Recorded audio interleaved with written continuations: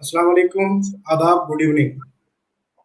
Literary circle अदबी गोशा का आज पहला लेक्चर फॉरेस्ट राइट एक्ट का। सबसे पहले मैं आपको बताता चलूं कि लिटरेरी सर्कल अदबी गोशा क्या चीज है।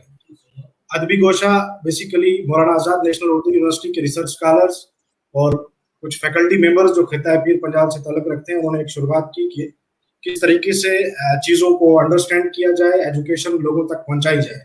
सबसे पहला टॉपिक जो हमारे पास आया वो था फॉरेस्ट राइट एक्ट का। हम कोशिश की कि एक सीरीज ऑफ टॉक इस पे की जाए ताकि लोगों तक फॉरेस्ट राइट एक्ट पे जो है वो नॉलेज पहुंचाई जाए। और इसलिए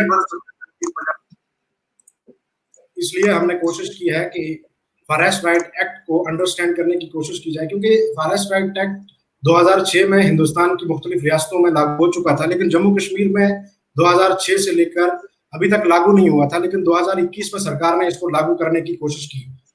तो सबसे पहली चीज हमारी नजर में सामने आई, जो बाकी रियासतों का जो डाटा लिया गया कि किस तरीके से बाकी रियासतों में जो है 2006 में फॉरेस्ट राइट एक्ट को इम्प्लीमेंट किया गया। उसमें जो एक आई रियासत उड़ीसा, उड़ीसा में सबसे सक्सेसफुल जो है फॉरेस्ट राइट एक्ट को इम्प्लीमेंट किया गया। और अगर फॉरेस्ट राइट एक्ट को इम्प्लीमेंट करने में कहीं फेलियर रहा तो महाराष्ट्र। तो जफर चौधरी साहब जो जर्नलिस्ट हैं जम्मू कश्मीर के, उन्होंने अपने एक एपिसोड में मेंशन किया था कि फॉरेस्ट राइट एक्ट के इम्प्लीमेंटेशन जो फेलियर रहा महाराष्ट्र में, वहां पर रिसर्च हुई तो ये चीज मालूम हुई, जो रिसर्चर्स ने मालूम की कि लैक ऑफ अवेयरनेस जो है आवाम के बीच में है और लैक ऑफ कोऑर्डिनेशन। तो इन दोनों चीजों को अंडरस्टैंड करने की हमने भी कोशिश की, फॉरेस्ट राइट एक्ट को पढ़ने की कोशिश की। तो हमारे सामने जो ये चीज आई कि इसमें इतनी सारी चीजें हैं जो एक आम इंसान अंडरस्टैंड सकता, एक कॉम्प्लिकेटेड सी चीज बना दी। हमने कोशिश की कि इस पे एक लेक्चर्स की सीरीज कराई जाए, मुख्तलिफ जो लोग इसमें एक्सपर्ट हैं उनको बुलाया जाए, उनसे बातचीत की जाए, खुद भी अंडरस्टैंड किया जाए और आवाम तक भी इसको पहुंचाया जाए कि फॉरेस्ट राइट एक्ट बेसिकली है क्या है, इसको कैसे इंप्लीमेंट करना है, कौन इंप्लीमेंट करेगा और इसके फायदा किसको होने वाला है और कौन लोग इसको क्लेम कर सकते हैं। इन चीजों पर बात करने के लिए हमारे साथ मौजूद हैं डॉक्टर जावेद राई साहब, जो चीफ एडिटर हैं Gojri wing at Jammu and Kashmir academy of art culture and languages के प्रोमिनेंट स्कॉलर हैं। हम उनसे बात करेंगे। मैं अब जावेद राई साहब का खैर मकदम करता हूँ अब आज के इस प्रोग्राम में, इस कोशिश में। जावेद राई साहब अस्सलाम वालेकुम, खैर मकदम आपका लिटरेरी सर्कल के इस प्रोग्राम में। जी शुक्रिया बहुत आपका और आपकी तरफ से इस इनिशिएटिव का कि जिसमें आप हेलो जी आवाज आ रही है। हाँ कि आपकी तरफ से ये जो इनिशिएटिव है इसके लिए मैं बहुत शुक्रगुजार हूँ। और इस वक्त जम्मू कश्मीर में जो चीजें सुनी जा रही हैं और सबसे ज्यादा जो हमारे ट्राइब के अंदर सबसे ज्यादा जो इशू इस वक्त चल रहा है वो तो फॉरेस्ट राइट एक्ट को लेकर के है कि उसकी प्रॉपर इम्प्लीमेंटेशन कैसे हो और कैसे लोगों को जो है वो इसके साथ जोड़ा जाए और किस तरह से एक अवेयरनेस क्रिएट की जाए अमंग ट्राइबल पीपल के ये प्रॉपरली जम्मू कश्मीर में जो है वो नाफिज हो पाए और ये लोगों तक पहुंच पाए, क्योंकि ये जो एक्ट है ये बहुत सारे राइट्स जो हैं वो प्रोवाइड करता है ट्राइबल्स को और दूसरे फॉरेस्ट ड्वेलर्स को कि जो जम्मू कश्मीर में रहते हैं। और मैं सबसे पहले तो इसका मतलब एक्ट का एक मुख्तसर सा तारुफ करवाना चाहूंगा कि ये जो एक्ट है फॉरेस्ट राइट एंड अदर मतलब फॉरेस्ट ड्वेलर्स एक्ट, इसको 2006 के तौर पे माना जाता है। और ये ऐसा हुआ कि इसकी जो बैकग्राउंड है वो यूं है कि जब अंग्रेज हिंदुस्तान में आए तो उन्होंने कहा कि ये जमीन सरजमीन जो है वो हमारी है और इन्होंने जो जंगलों में रहने वाले ट्राइब्स थे या खाना बदोश लोग थे उनको भी कहा कि क्योंकि जमीन हमारी है तुम हमें टैक्स दे दो। और उस टैक्स के साथ ही मतलब ये कि कुछ माइंस थी, कुछ इलाके में कुछ मादनियात थी, तो स्टेट उस वक्त का जो वो एक ब्रिटिश राज था तो वो उस पे अपने आप को काबज मान रहा था और इन लोगों को कह रहा था कि आप बाकायदा इसका लगान दें या जो भी उस वक्त टैक्सेस वगैरह रखे गए थे तो वो दें। अब आते आते 1930s के करीब जो है वो अंग्रेजों ने भी ये मानना शुरू कर दिया कि कुछ लोग पिछड़े हुए हैं, क्योंकि उन्होंने कास्ट पे और ट्राइब्स पे बहुत सारी स्टडी कर ली थी, और उन्होंने ये भी देखना शुरू कर लिया था कि कास्ट और ट्राइब में क्या फर्क है, ट्राइब का क्या और रहन सहन है, और इस तरह से इंडिजीनियस कम्युनिटीज जो वर्ल्ड वाइड एक लफ्ज यूज किया जाता है ट्राइब्स के लिए, वो इंडिजीनियस कम्युनिटीज का किया जाता है। यूनाइटेड नेशन जो है वो इसको इंडिजीनियस कम्युनिटीज मानता है, जबकि जम्मू कश्मीर, जबकि इंडिया में इसको ट्राइब्स मानते हैं। ट्राइब की बहुत सारी जो है ना व्याख्याएं तशरीहें की गई हैं, और बहुत सारा इसका सामने आया है। तो जिस अंग्रेज ने हमें ये नया नाम दिया, वो कोई अच्छे पॉइंट से नहीं दिया, मतलब ट्राइब को एक तरह का ग्रुपिंग का एक सिलसिला रखा कि एक माँ बाप की औलाद हैं, या एक जैसी वेशभूषा, या एक जैसा रहन सहन, या एक जैसा उनका मतलब काम काज रहा होगा, तो तभी उसको, वो एक छोटे से खानदान को भी ट्राइब कहते हैं अंग्रेजी में। और ट्राइब जो है वो कभी कभी अच्छे मीनिंग में भी नहीं आता, जैसे प्रिमिटिव ट्राइब के मीनिंग में आया, तो इसलिए वर्ल्ड में इनको इंडिजीनियस कम्युनिटी माना जाता है। ये लोग अमूमन फॉरेस्ट पे हैं, और फॉरेस्ट ड्वेलर्स हैं, मेनली फॉरेस्ट ड्वेलर्स हैं, या वाटर बॉडीज के इर्द गिर्द रहते हैं।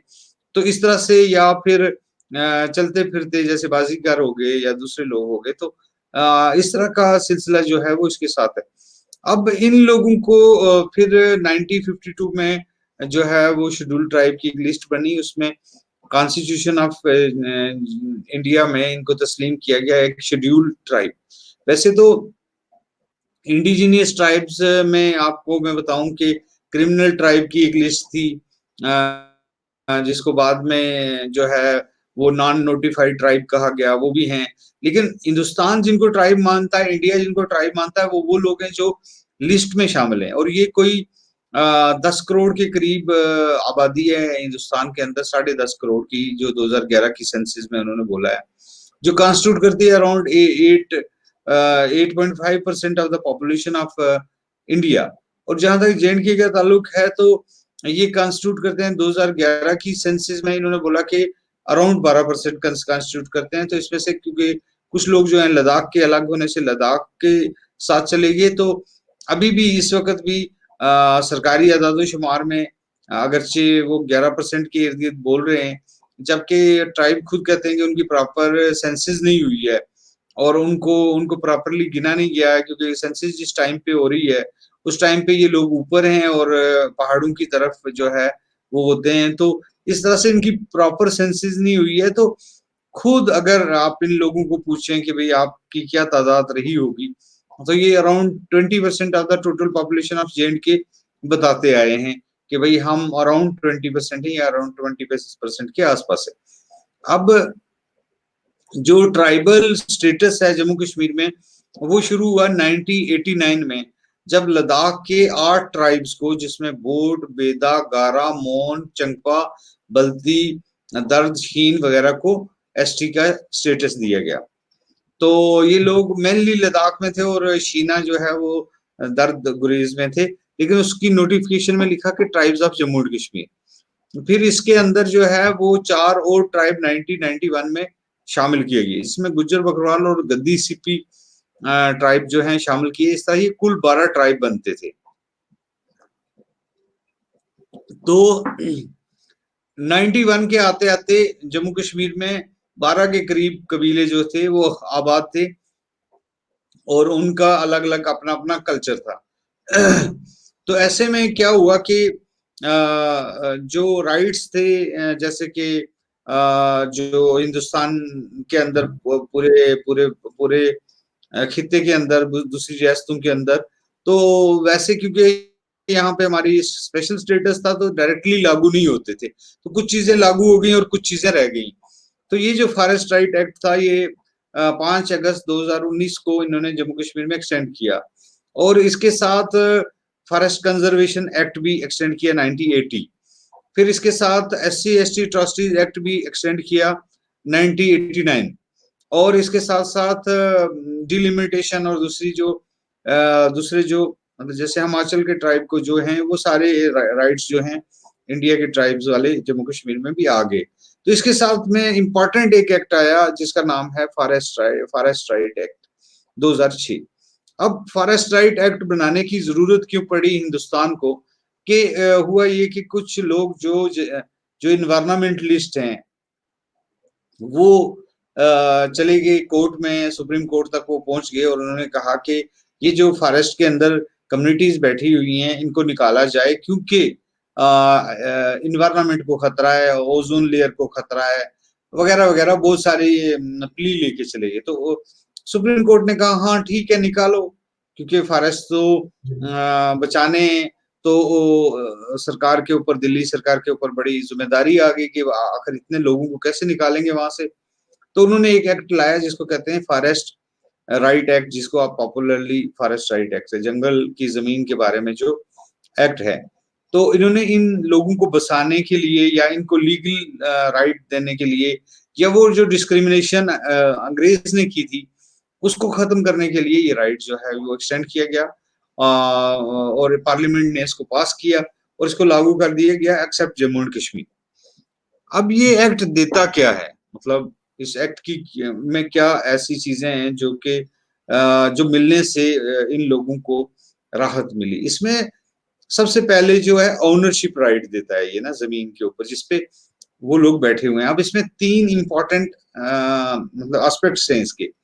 सबसे पहले ये कि ट्राइबल होना चाहिए या फॉरेस्ट ड्वेलर्स होना चाहिए, मतलब या तो शेड्यूल्ड ट्राइब होना चाहिए या बाशिंदगाने जंगलात जो राइश रखते हैं जंगलात के अंदर उनका उनमें से होना चाहिए। और दूसरा ये कि उसके पास वहां के रहने के कुछ सबूत भी होने चाहिए और वो जो है वो उस पर डिपेंडेंट होना चाहिए फॉरेस्ट पे। ये मतलब 2-3 चीजें बड़ी इंपॉर्टेंट है। रहता होना चाहिए, एसटी से होना चाहिए, फॉरेस्ट ड्वेलर्स होना चाहिए और उसका बोनाफाइड लाइवलीहुड जो है वो इसके साथ चलना चाहिए। तो इन चीजों को लेकर के इसको बनाया गया। अब इसमें ये देता है राइट ओनरशिप का उन लोगों को कि जो रह रहे हैं और उन लोगों को कि जो मतलब जो शेड्यूल्ड ट्राइब हैं उनके बारे में कि 2005 सितंबर 13 के पहले जो लोग रह रहे हैं उनको ये राइट देता है उस लैंड पे कि जिसपे वो रह रहे हैं और अगर वो साबित करें कि उसके बगैर उनकी गुजर बसर नहीं। जहां तक अदर फॉरेस्ट ड्वेलर्स हैं, नॉन एसटीज लोग हैं, उनको ये 3 जनरेशन का कह रहे हैं कि भाई आप 3 जनरेशन का सबूत लाओ कि भाई आपका दादा था और आपका बाप था और आपका पोता जो है वो करेगा। बहुत सारी जगहों पे है कि भाई 75 ईयर, हालांकि मैंने देखा नहीं कहीं गाइडलाइन में या एक्ट में लिखा हो 7, उन्होंने 3 जनरेशन का जिक्र किया। वो क्विकली भी हो सकती हैं और वो लॉन्ग भी हो सकती हैं। अब इन दोनों कम्युनिटीज को कि जो फॉरेस्ट में रहती हैं और या शेड्यूल्ड ट्राइब है और फॉरेस्ट में रहती हैं, उनको ये जो है वो ओनरशिप राइट देता है, उस कल्टीवेशन का राइट देता है, ग्रेजिंग का राइट देता है, कम्युनिटी का राइट्स देते हैं और उसके साथ साथ ये देता है आपको प्रोटेक्शन का राइट, प्रिजर्वेशन का राइट, उसके बाद आपको ये देता है रिहेबिलिटेशन का राइट। तो बहुत सारे राइट्स इनके साथ जो है ना वो जुड़ जाते हैं। जब आप इस एक्ट को पढ़ने लगते हैं तो आपको पता चलता है कि ये तो एक बड़ा बड़ा मतलब जैसे कि एक डिस्क्रिमिनेशन को खत्म करने के लिए कि जो अंग्रेजों के टाइम पे इन लोगों के साथ हुई है, जो लोग जंगलों में रहते हैं। सिर्फ ये नहीं है कि गुजर बकरवाल लोग रहते हैं कि लाखों लोग जो हैं उनका उनका गुजर बसर जो है वो फॉरेस्ट पे है या फॉरेस्ट ड्वेलर्स हैं जम्मू कश्मीर में या दूसरे इलाकों में हिंदुस्तान के में जिनके क्लेम जो है वो सेटल हुए हैं। अब मैं विजा विज जम्मू एंड कश्मीर जो है वो बात करना चाहूंगा कि जैसे अताउल्ला नियाजी भाई ने जिनका ये इनिशिएटिव है उन्होंने शुरू में बोला कि कि कई रियासतें ऐसी हैं जिनमें ये लागू नहीं हो सका या मतलब उसका कुछ ऐसे फ्रूट्स नहीं आए या सरकार में मतलब मैं बाहैसियत इस एक्ट के एक मतलब स्टूडेंट के मैं आपको बोलूं कि ये एक्ट भी इंसान को एक अट्रैक्ट करने वाला एक्ट है। जो लोग ट्राइबल्स पे काम करते हैं या खाना बदोशों पे काम करते हैं या उनके साथ रहते हैं या वो खुद हैं वो, तो उनको बड़ा अट्रैक्ट करता है। मुझे याद है कि हमारे एक आईएएस ऑफिसर हैं आज तो वो श्रीनगर में डिप्टी कमिश्नर हैं शाहिद इकबाल साहब। तो जब वो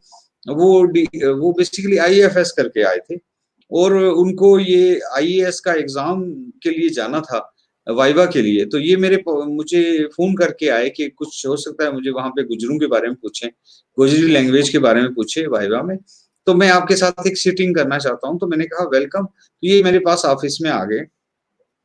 हम बैठे रहे कोई 2-3 घंटे और जाते हुए मैंने इनको किताबों का एक बंडल सा दिया, वो सारा जिसमें बहुत सारी किताबें थी गोजरी ज़ुबान की और गुज्जरों के बारे में। और इन्होंने मुझे एक लेके आए थे ये फॉरेस्ट राइट एक्ट की कॉपी और ये कॉपी उन्होंने मुझे दे दी। उस कॉपी को पढ़ने के बाद वो जो पूरा फॉरेस्ट राइट एक्ट था और उसके साथ रूल्स थे, तो मुझे लगा यार ये एक एक्ट है जो जम्मू कश्मीर में ना लोगों को एसटी के बाद अगर कोई एम्पावर कर सकता है तो वो ये है। तो फिर एक जंग चलती रही, मतलब मुझे तो ये है कि बहुत सारे आर्टिकल लिखने के बाद, बहुत सारा चीखने चिल्लाने के बाद लोगों को आखिर पता चल गया कि फॉरेस्ट राइट एक्ट का भी कुछ फिर उन्होंने शुरू किया है। अल्टीमेटली हमें 2019 में ये एक्ट जो है एक्सटेंड किया गया जम्मू कश्मीर। अब मैं बताऊंगा कि क्यों, मतलब दूसरी रियासतों में इसके जो ही ये एक्ट लागू हुआ और जब यहाँ पे कमेटियां कुछ अरसे के बाद बनी, तो मैं बड़ा पर्टिकुलर था कि एटलीस्ट लोगों को पता होना चाहिए ये राइट क्या है, क्योंकि बाकी जगहों पे जिन जगहों पे ये प्रॉपरली इम्प्लीमेंट नहीं हुआ तो अवेयरनेस की कमी थी। सबसे ज्यादा जो कमी थी वो थी कि इस राइट के बारे में जानने की, जानकारी की।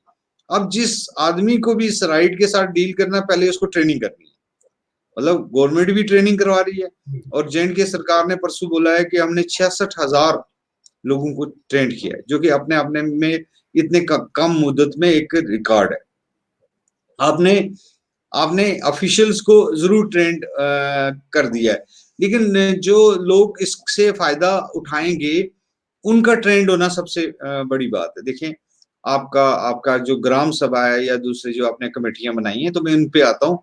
तो मैं आपको बोलूं कि मैं पिछले लगभग 1-2 महीने से इस पे लगा हुआ हूँ कि किस तरह से प्रॉपरली इन लोगों को एक इंफॉर्मेशन जो है वो जो फॉरेस्ट डिवेलपर्स को और शेड्यूल ट्राइब को दी जाए कि वो फॉरेस्ट पे अपना राइट जो है वो जता सकें और ले सकें। इसी में लगा हूँ। अब मैं बताना चाह रहा हूँ कि स्टेप बाय स्टेप। तो आपका कुछ सवाल है अताउल्ला भाई? तो आप मेरा एक जो सवाल पब्लिक का हमारे पास आ रहा था कि राई साहब से ये सवाल पूछिएगा। एक सबसे बड़ी कंफ्यूजन ये थी कि शेड्यूल ट्राइब ही इसको इस पे क्लेम कर सकते हैं कि आप वही इससे फायदा ले सकते हैं। वो चीज क्लियर हो गई कि सिर्फ शेड्यूल ट्राइब के साथ साथ जो बाकी जंगलात वो लोग भी फॉरेस्ट राइट एक्ट से फायदा ले सकते हैं, उनको भी फायदा होगा। तो एक ये चीज थी। दूसरी, आप उस चीज पर जा रहे हैं कि अब किस तरीके से इम्प्लीमेंट होगा, तो ये आप तफसील में बता रहे हैं, तो मेरे हिसाब से इस पर सवाल की उतनी जरूरत नहीं है। अगर लास्ट में होंगे तो इंशाल्लाह आप इसको कंटिन्यू करें, जो सवाल हम कर लेंगे। हाँ, इसके देखें, मतलब ये थोड़ा सा, मतलब उस तरह से एक बड़ा खूबसूरत एक्ट है। मैं आपको बोलूं कि बहुत सारे एक्ट पढ़ने के बाद या बहुत सारी चीजों को, क्योंकि हम रोजमर्रा जिंदगी में हम एसटी लेने जाते हैं सर्टिफिकेट, हम पहले स्टेट सब्जेक्ट लेते थे, अब डोमिसाइल लेते हैं, बिजली का कनेक्शन लेते हैं, बहुत सारी चीजें लेते हैं। इंसान तो एक बंदा बनाया, टुका टुकाया, वो बात होती है कि आपने एक फोटोस्टेट वाले के पास जाना है या टाइपिस्ट के पास जाना है, उसके पास सारा कुछ बना हुआ होता है, आपने सिर्फ नाम भरने और नीचे साइन करना है। ये वो राइट नहीं है कि जिसमें आपको ना कि वो बंदा बनाया, टुका टकाया, आपने वो उठाया और दे दिया, ऐसा कुछ नहीं है। इसीलिए इसमें ना थोड़ी मेहनत की जरूरत है। और बात ये है कि अगर इस तरह से नहीं शुरू किया जाएगा तो ये राइट प्रॉपरली इम्प्लीमेंट नहीं होगा। मैं बताना चाहता हूं कि इसकी बेस है ग्राम सभा। ग्राम सभा क्या हो गया? जो आपकी पंचायत है, जो आपका गांव में पंचायत है, इसको इन्होंने डिमार्केट कर दिया जम्मू कश्मीर में कि ये एक ग्राम सभा है, गांव की सभा है। गांव की सभा कौन कॉन्स्टिट्यूट करता है? जो वहां पे बालग लोग हैं, जो 18 साल से ऊपर हैं, वो तमाम। वोटर का जिक्र नहीं, उन्होंने बोला कि ग्राम सभा कॉन्स्टिट्यूट करती है बालगों की, जो वहां रह रहे हैं। वोटर का इसमें कोई खास जिक्र नहीं। तो वो कह रहे हैं कि ग्राम सभा बैठेगी, पहला स्टेप है, ग्राम सभा बैठेगी और ग्राम सभा एक कमेटी बनाएगी, फॉरेस्ट राइट कमेटी, ठीक है। वो ग्राम सभा बनाएगी, वो कहेगी कि उसमें उसकी कॉन्स्टिट्यूशन में क्या लिखा गया है कि 2/3 एसटी होने चाहिए, 1/3 लेडीज होनी चाहिए, वुमेन होनी चाहिए।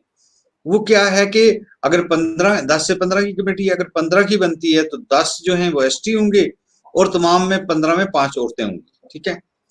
वो इधर से यहाँ से वहां से बराबर करके आप डाल सकते हैं, जैसे भी आप डालना चाहें। अब जब ये कमेटी बन जाती है तो ये कमेटी शुरू करती है प्रोसेस, सारा प्रोसेस यहाँ से शुरू होता है कि जब आपने कमेटी कॉन्स्टिट्यूट किया कर दी, कमेटी कॉन्स्टिट्यूट करते ही वो लोग जो है वो अपना एक चेयरमैन चुनते हैं और एक सेक्रेटरी चुनते हैं। वो ट्राइबल से भी हो सकता है, वो नॉन ट्राइबल से भी हो सकता है। अब यहाँ पे ट्राइबल्स को बहुत ज्यादा इसलिए अहमियत दी गई है कि ये एक्ट ही ट्राइबल्स के बारे में और खाना बदोशों के बारे में, पास्टरलिस्ट कम्युनिटीज जो हैं उनके बारे में। बुनियादी तौर पे ग्राम सभा, पूरे एक्ट को आप पढ़ेंगे तो इसमें सबसे ज्यादा जो इम्पावर जो कमेटी है, इसमें 4 कमेटी हैं। एक आ गई ग्राम सभा या उसकी फॉरेस्ट कमेटी, उसके मतलब फॉरेस्ट कमेटी उनके गांव के बिहाफ पे बनेगी, ग्राम सभा के बिहाफ पे। तो एक होगी ग्राम सभा। उसके बाद दूसरी कमेटी आ गई सब डिविजनल कमेटी, जिसमें इन्होंने नॉमिनेट किया तहसीलदार होगा, रेंजर होगा, बीडीओ साहब होंगे और 3 एसटी के होंगे जो बीडीसी से चुन के आएंगे। उसके बाद डीसी डिस्ट्रिक्ट लेवल की कमेटी होगी जिसमें डीएम होगा, डीसी साहब जिसको आप आम जुबान में कहते हैं, और डीएफओ साहब होंगे और डीपीओ होगा, मतलब डिस्ट्रिक्ट पंचायत अफसर होगा, और एसटी के 2 लोग डीडीसी से जो चुन के आए हैं वो उसके मेंबर होंगे। उसके बाद एक मॉनिटरिंग कमेटी होगी जिसमें चीफ सेक्रेटरी साहब होंगे, ट्राइबल के सेक्रेटरी होंगे, फॉरेस्ट के सेक्रेटरी होंगे और पंचायत राज के सेक्रेटरी होंगे, और 1-2 और ऑफिशियल्स के साथ साथ इन्होंने कहा है कि इसके बीच में 3 लोग जो हैं वो स्टेट लेवल कमेटी में एसटी के होंगे, जो कि एडवाइजरी काउंसिल से आएंगे। लेकिन आप क्योंकि एडवाइजरी काउंसिल जिन स्टेट्स में नहीं है तो वहां स्टेट की मर्जी है कि वो किसको बनाएं या किसको नहीं बनाएं। अब ये 4 कमेटियां जो हैं, इसमें सबसे पावरफुल कमेटी जो है वो ग्राम सभा है। ग्राम सभा आपके गांव की सभा है।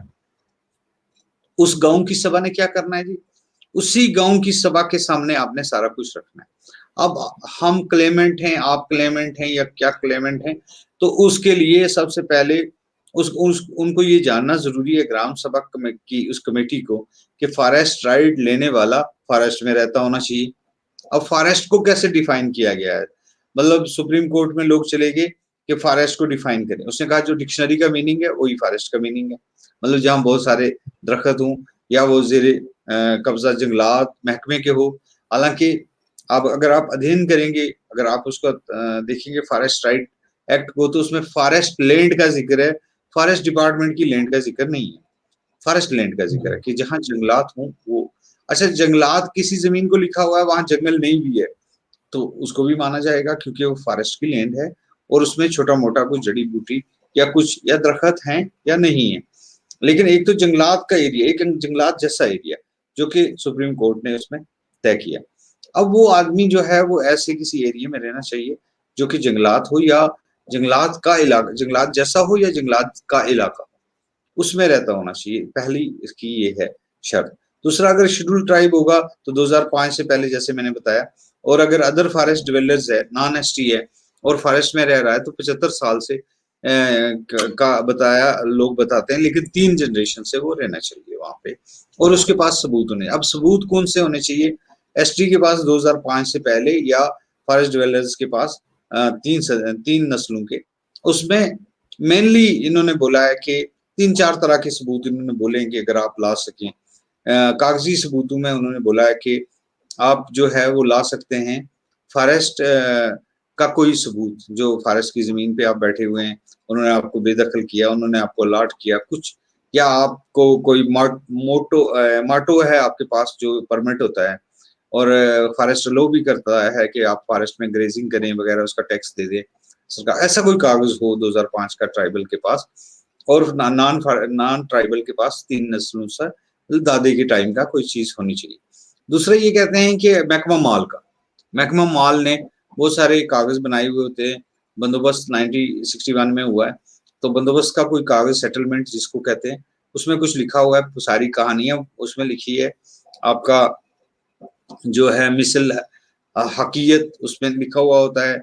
उसके बाद दूसरे जो उसके जो है ना उसके बाद बहुत सारे कागजों में लिखा होता है कौन सी जगह जो है वो कौन कहाँ है, शामलात दे वगैरह, और इस तरह की जो चीजें हैं उसमें लिखा होता है सेटलमेंट में। या फिर आपने कोई गिरदावरी कराई है और वो गिरदावरी उड़ गई है, उसकी एक कॉपी आप ला सकते हैं गिरदावरी कैंसिल करने की, कि गिरदावरी हुई है, आपको पाया गया है कि आप गैर कानूनी तौर पे कब्जे पे हैं जंगलात के ऊपर और असल जमीन जो है जंगलात की है, बाद में वो काट दी गई वो गिरदावरी, तो भी उसकी नकल लाएं, वो आपके पास एक सबूत है। अब उसके बाद रेवेन्यू और जंगलात के अलावा आपको सरकार का कोई सबूत, जैसे आपने वहां एसटी लिया है, आपने वहां स्टेट सब्जेक्ट है कोई पुराना, कोई चीज, राशन कार्ड हो, वोटर आईडी हो, कोई ऐसा कागज जो 2005 से पहले एसटी के पास हो, उस जगह का, कि भाई आप उस गांव में रहते हैं और आपका कोई दूसरा घर नहीं, आप जंगल में रह रहे हैं, तो वो आपको एक 2 सबूत आपको कम से कम चाहिए उसमें, और 2 से ज्यादा हो तो बहुत अच्छा है। ये मैं जनरल कुछ बातें बता रहा हूँ, इसमें बहुत सारी डिटेल्स हैं, जैसे अदालत से अगर आपको कागज है, कोई अदालत में कोई केस चल रहा है, उसमें सरकार ने बोला है कि जंगलात की जमीन पे काबज है वगैरह वगैरह, तो वो भी चल सकता है। यहाँ तक कि किसी जगह पे एक ट्राइबल के पास कोई सबूत नहीं था, उसने कहा मुझे अरेस्ट किया गया, तो उसने थाने से सबूत लाया कि मुझे मेरे घर से उठाया गया था और ये भी मेरे पास सबूत है। कोई भी सरकारी का कोई भी चिट, मर्दमशुमारी की कोई ऐसे कोई भी कागज, इवन आपका बच्चा दाखिल है स्कूल में तो वो भी आप सर्टिफिकेट ला सकते हैं कि मेरा बेटा, मैं यहाँ रहता था, मेरा ये यहाँ पे लिखा हुआ है, मेरा बेटा यहाँ पढ़ता था और मैं यहाँ दाखिल करवाया था, ये यहाँ रहते, हम तो रहते थे। तो मतलब इस तरह की कोई चीजें जो हैं वो आपको आ सकती हैं। अब अगर मौके पे सबूत कि भाई आप वहां रह रहे हैं, तो आपने जमीन को सीधा रखा होगा, आपने जमीन बनाई होगी मक्की के लिए, काश्त के लिए, कुछ वो भी होगी, ग्रेजिंग के लिए तो ग्रेजिंग के लिए बनाई होगी, बलन शलन रोका होगा, पानी शानी रोका होगा आपने, तो वो भी एक सबूत के तौर पे वहां पे दी जा सकती है। अब अगर कभी हमारे जो ट्राइबल लोग हैं उनके पास कभी कोई सबूत ही नहीं होता, तो ऐसे में एक्ट कहता है कि स्टेटमेंट ऑफ एल्डर्स करवा लें। अगर आपके पास कोई बुजुर्ग आदमी है, 2 वो आपके हक में लिख दें कि भाई और वो ट्राइबल वो फॉरेस्ट पे क्लेम ना करते हो, तो वो अगर आपके हक में लिख देते हैं कि भाई हम जानते हैं अताउल्लाह साहब को कि ये फला साल से यहाँ रह रहे हैं, या मतलब ये यहाँ फॉरेस्ट की जमीन पे हैं और इनका गुजर बसर इसी के ऊपर है, तो भी चलेगा, मतलब 2 एल्डर के बयानात भी चलेंगे, स्टेटमेंट ऑफ एल्डर। यहाँ तक कि अगर ग्राम सभा चाहेगी, गांव के लोग चाहेंगे, वो भी कर सकते हैं, किसी को लोग कि आप रहें कोई बात नहीं, और वो भी भेज सकते हैं कि ये, अब ये आपके पास सबूत आ गए, आपने, अब इसके बाद आ जाता है फार्म, कि अब आपके पास सबूत तो आ गए कि भाई आपके पास कोई रेवेन्यू सबूत है या कोई जंगलात का है, और मैं आपको बताऊं अताउल्लाह भाई कि मैं गया हूँ बहुत सारी जगहों पे और मुझे पता चला है कि बहुत सारे लोगों के पास बहुत सारे सबूत हैं, बहुत सारे सबूत हैं, मतलब हर एक ऐसा नहीं है हमारे लोगों को, क्योंकि टाइम एंड अगेन तंग किया गया है, तो यहाँ पे सबूत जो है मार्टो का, टैक्स का, कुछ कईयों के पास राजे के टाइम के सबूत भी हैं, ऐसे भी लोग मुझे मिले जिनके पास राजे के टाइम की ना जमीनें हैं अलाट की, तो कुछ के पास कस्टमरी राइट्स हैं उनके, तो वो हैं। तो अब फार्म में क्या करना है जी, कि 2 तरह के फार्म है, 3 तरह के फार्म है। एक है फार्म ए हो गया आपका निजी फार्म, मतलब आप जो कह रहे हैं निजी किस्म की जो आपकी जमीन है, जैसे आपका नीचे गर्म इलाकों में जमीन है, उसके निजी फार्म में आपने अपना क्लेम भरना है, अपना पर्सनल, कि भाई मैं यहाँ रहता हूँ या मेरे वालिद साहब यहाँ रहते हैं, तो उनके इतने बच्चे हैं वगैरह वगैरह, उसके साथ सबूत लगाना और आपने दे देना। एक हो गया आपका कम्युनिटी सबूत, कि आप किस रास्ते से लोग जाते हैं, रास्ते में क्या पड़ता है, या आप जिस गांव में पहले ही रह रहे हैं वहां पे आप जो यूज कर रहे हैं ना सबूत, ना मतलब चीजें, जैसे छप्पड़ यूज कर रहे हैं आप, तालाब यूज कर रहे हैं आप, पानी ले रहे हैं वहां से आप, माइनर फॉरेस्ट प्रोड्यूस ले रहे हैं, तो वो भी आपके लिए एक सबूत आपने उसमें भरना है कि भाई ये मेरा कम्युनिटी राइट है इस जगह पे। फिर आपका डोकू के ऊपर जाके जो हमारे लोग पास्चर्स में जाते हैं, तो वो पास गांव के साथ ही शामलात डे का सिलसिला होता है कि ग्रेजिंग लैंड होती है, या उनको अलाट होती है कि फलां गांव के लोग जो हैं वो फलां डोक में जो है वो जाएंगे, वो कम्युनिटी राइट्स के तौर पे जो है वो लिखा गया है। और उस मतलब वो आप कम्युनिटी राइट के तौर पे ले सकते हैं डोग डोग, क्योंकि सब किसी की नहीं होती और सबकी होती है, जो माल मवेशी सबका चरने के लिए वहां पे जाता है। अब आपने अलग अपने अपने लेवल पे बांटी हुई है, वो आपके बीच का मसला है। तो ये कम्युनिटी राइट है। एक तीसरा है इसमें कि फॉरेस्ट रिसोर्सेज पे आपका क्या रहेगा। तो फॉरेस्ट रिसोर्सेज जैसे पानी, पानी तो सबसे बड़ा रिसोर्स है कि भाई आपके यहाँ से पानी आ रहा है, माइंस हैं, कोई कोई चीज निकल आती है जमीन से, और उस पर क्या फॉरेस्ट ट्राइबल का राइट होगा कि नहीं होगा, वो इसको बताता है। तो आपने आपने 3 फार्म जो है वो भरने हैं। अगर आप इंडिविजुअल हैबिटेशन रखते हैं सिर्फ, और यहीं पे जमीन है आपकी, तो आप सिर्फ एक फार्म ए भर सकते हैं। अगर आप डोग भी जाते हैं या यहाँ पे आप फॉरेस्ट की दूसरी लैंड भी इस्तेमाल करते हैं दूसरे लोगों के साथ, तो फार्म बी भी साथ में भरें। और अगर कोई पानी वगैरह का इश्यू है और दूसरे फॉरेस्ट रिसोर्सेज का जिक्र है आपके पास, तो आप सी भी भरें। अब ये सारे फार्म भरने के बाद, जिसका कि हम तफसील से जिक्र करने जा रहे हैं, अपने में कुछ लगातार वीडियो बना रहा हूँ इसके ऊपर छोटे-छोटे, तो उसमें हम बताएँगे फॉर्म कैसे भरना है, और शायद कल या परसों के अंदर-अंदर हम बता देंगे लोगों को फॉर्म में क्या भरना है, और फॉर्म में बुनियादी तौर पे इस लफ्ज़ का क्या मीनिंग है, और माइनर फॉरेस्ट प्रोड्यूस किसको कहते हैं, कम्युनिटी राइट किसको कहते हैं, आपने इसमें क्या भरना है, आप अगर उखेड़े गए हैं ज़मीन से वो क्या है, रिहैबिलिटेशन क्या है। तो ये सारे इश्यूज़ को लेकर के हमने एक ये जो है वो हम कर रहे हैं। अब आपने फॉर्म भी भर दिया, आपने साइन भी कर दिया, और आप लेके कहाँ जाएँगे? 2 सबूत भी हैं आपके पास या 2 से ज़्यादा सबूत हैं ज़मीनों के, तो आपने जाना है अपने गाँव का जो कमेटी बनाई है, उसके चेयरमैन साहब एक नोटिफ़िकेशन निकालेंगे। वो कहेंगे कि भई किसी को क्लेम देना है, तो क्लेम दे दें। तो वो कोई टाइम रखेंगे, तो आप लेके जाएँगे क्लेम उनके पास। वो क्लेम जो है वो आपने रखना है उनके आगे, तो उनसे एक रिसीव पूरा कि भई इसने एक क्लेम दिया है, वो क्लेम की रसीद हम इनको प्रोवाइड कर रहे हैं।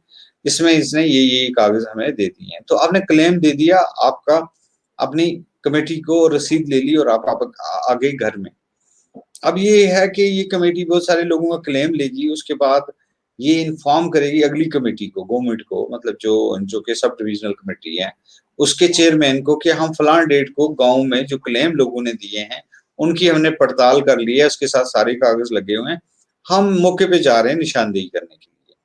तो आप अपने लोग साथ में जी। भेजें। तो फिर ये लोग जो हैं, ये आपके साथ एक पटवारी और एक गार्ड साहब या से फॉरेस्टर, या फिर इनके साथ एक वीएलडब्ल्यू भी आ सकता है, पंचायत का सेक्रेटरी भी आ सकता है। तो ये लोग जाएँगे हर बंदे के क्लेम जो उसने बताया हुआ है, उसकी जगह पे, कि वो किस जगह पे है। वो वहाँ पे अपना जो कागज़ साथ लगाए हुए हैं, उसके ओरिजिनल भी रखे साथ में, और वो वहाँ खड़ा रहे, वो फिर बताएगा वहाँ पे कि भई मेरी ज़मीन कहाँ कहाँ तक है और किस-किस एरिया में मैं फैला हुआ हूँ।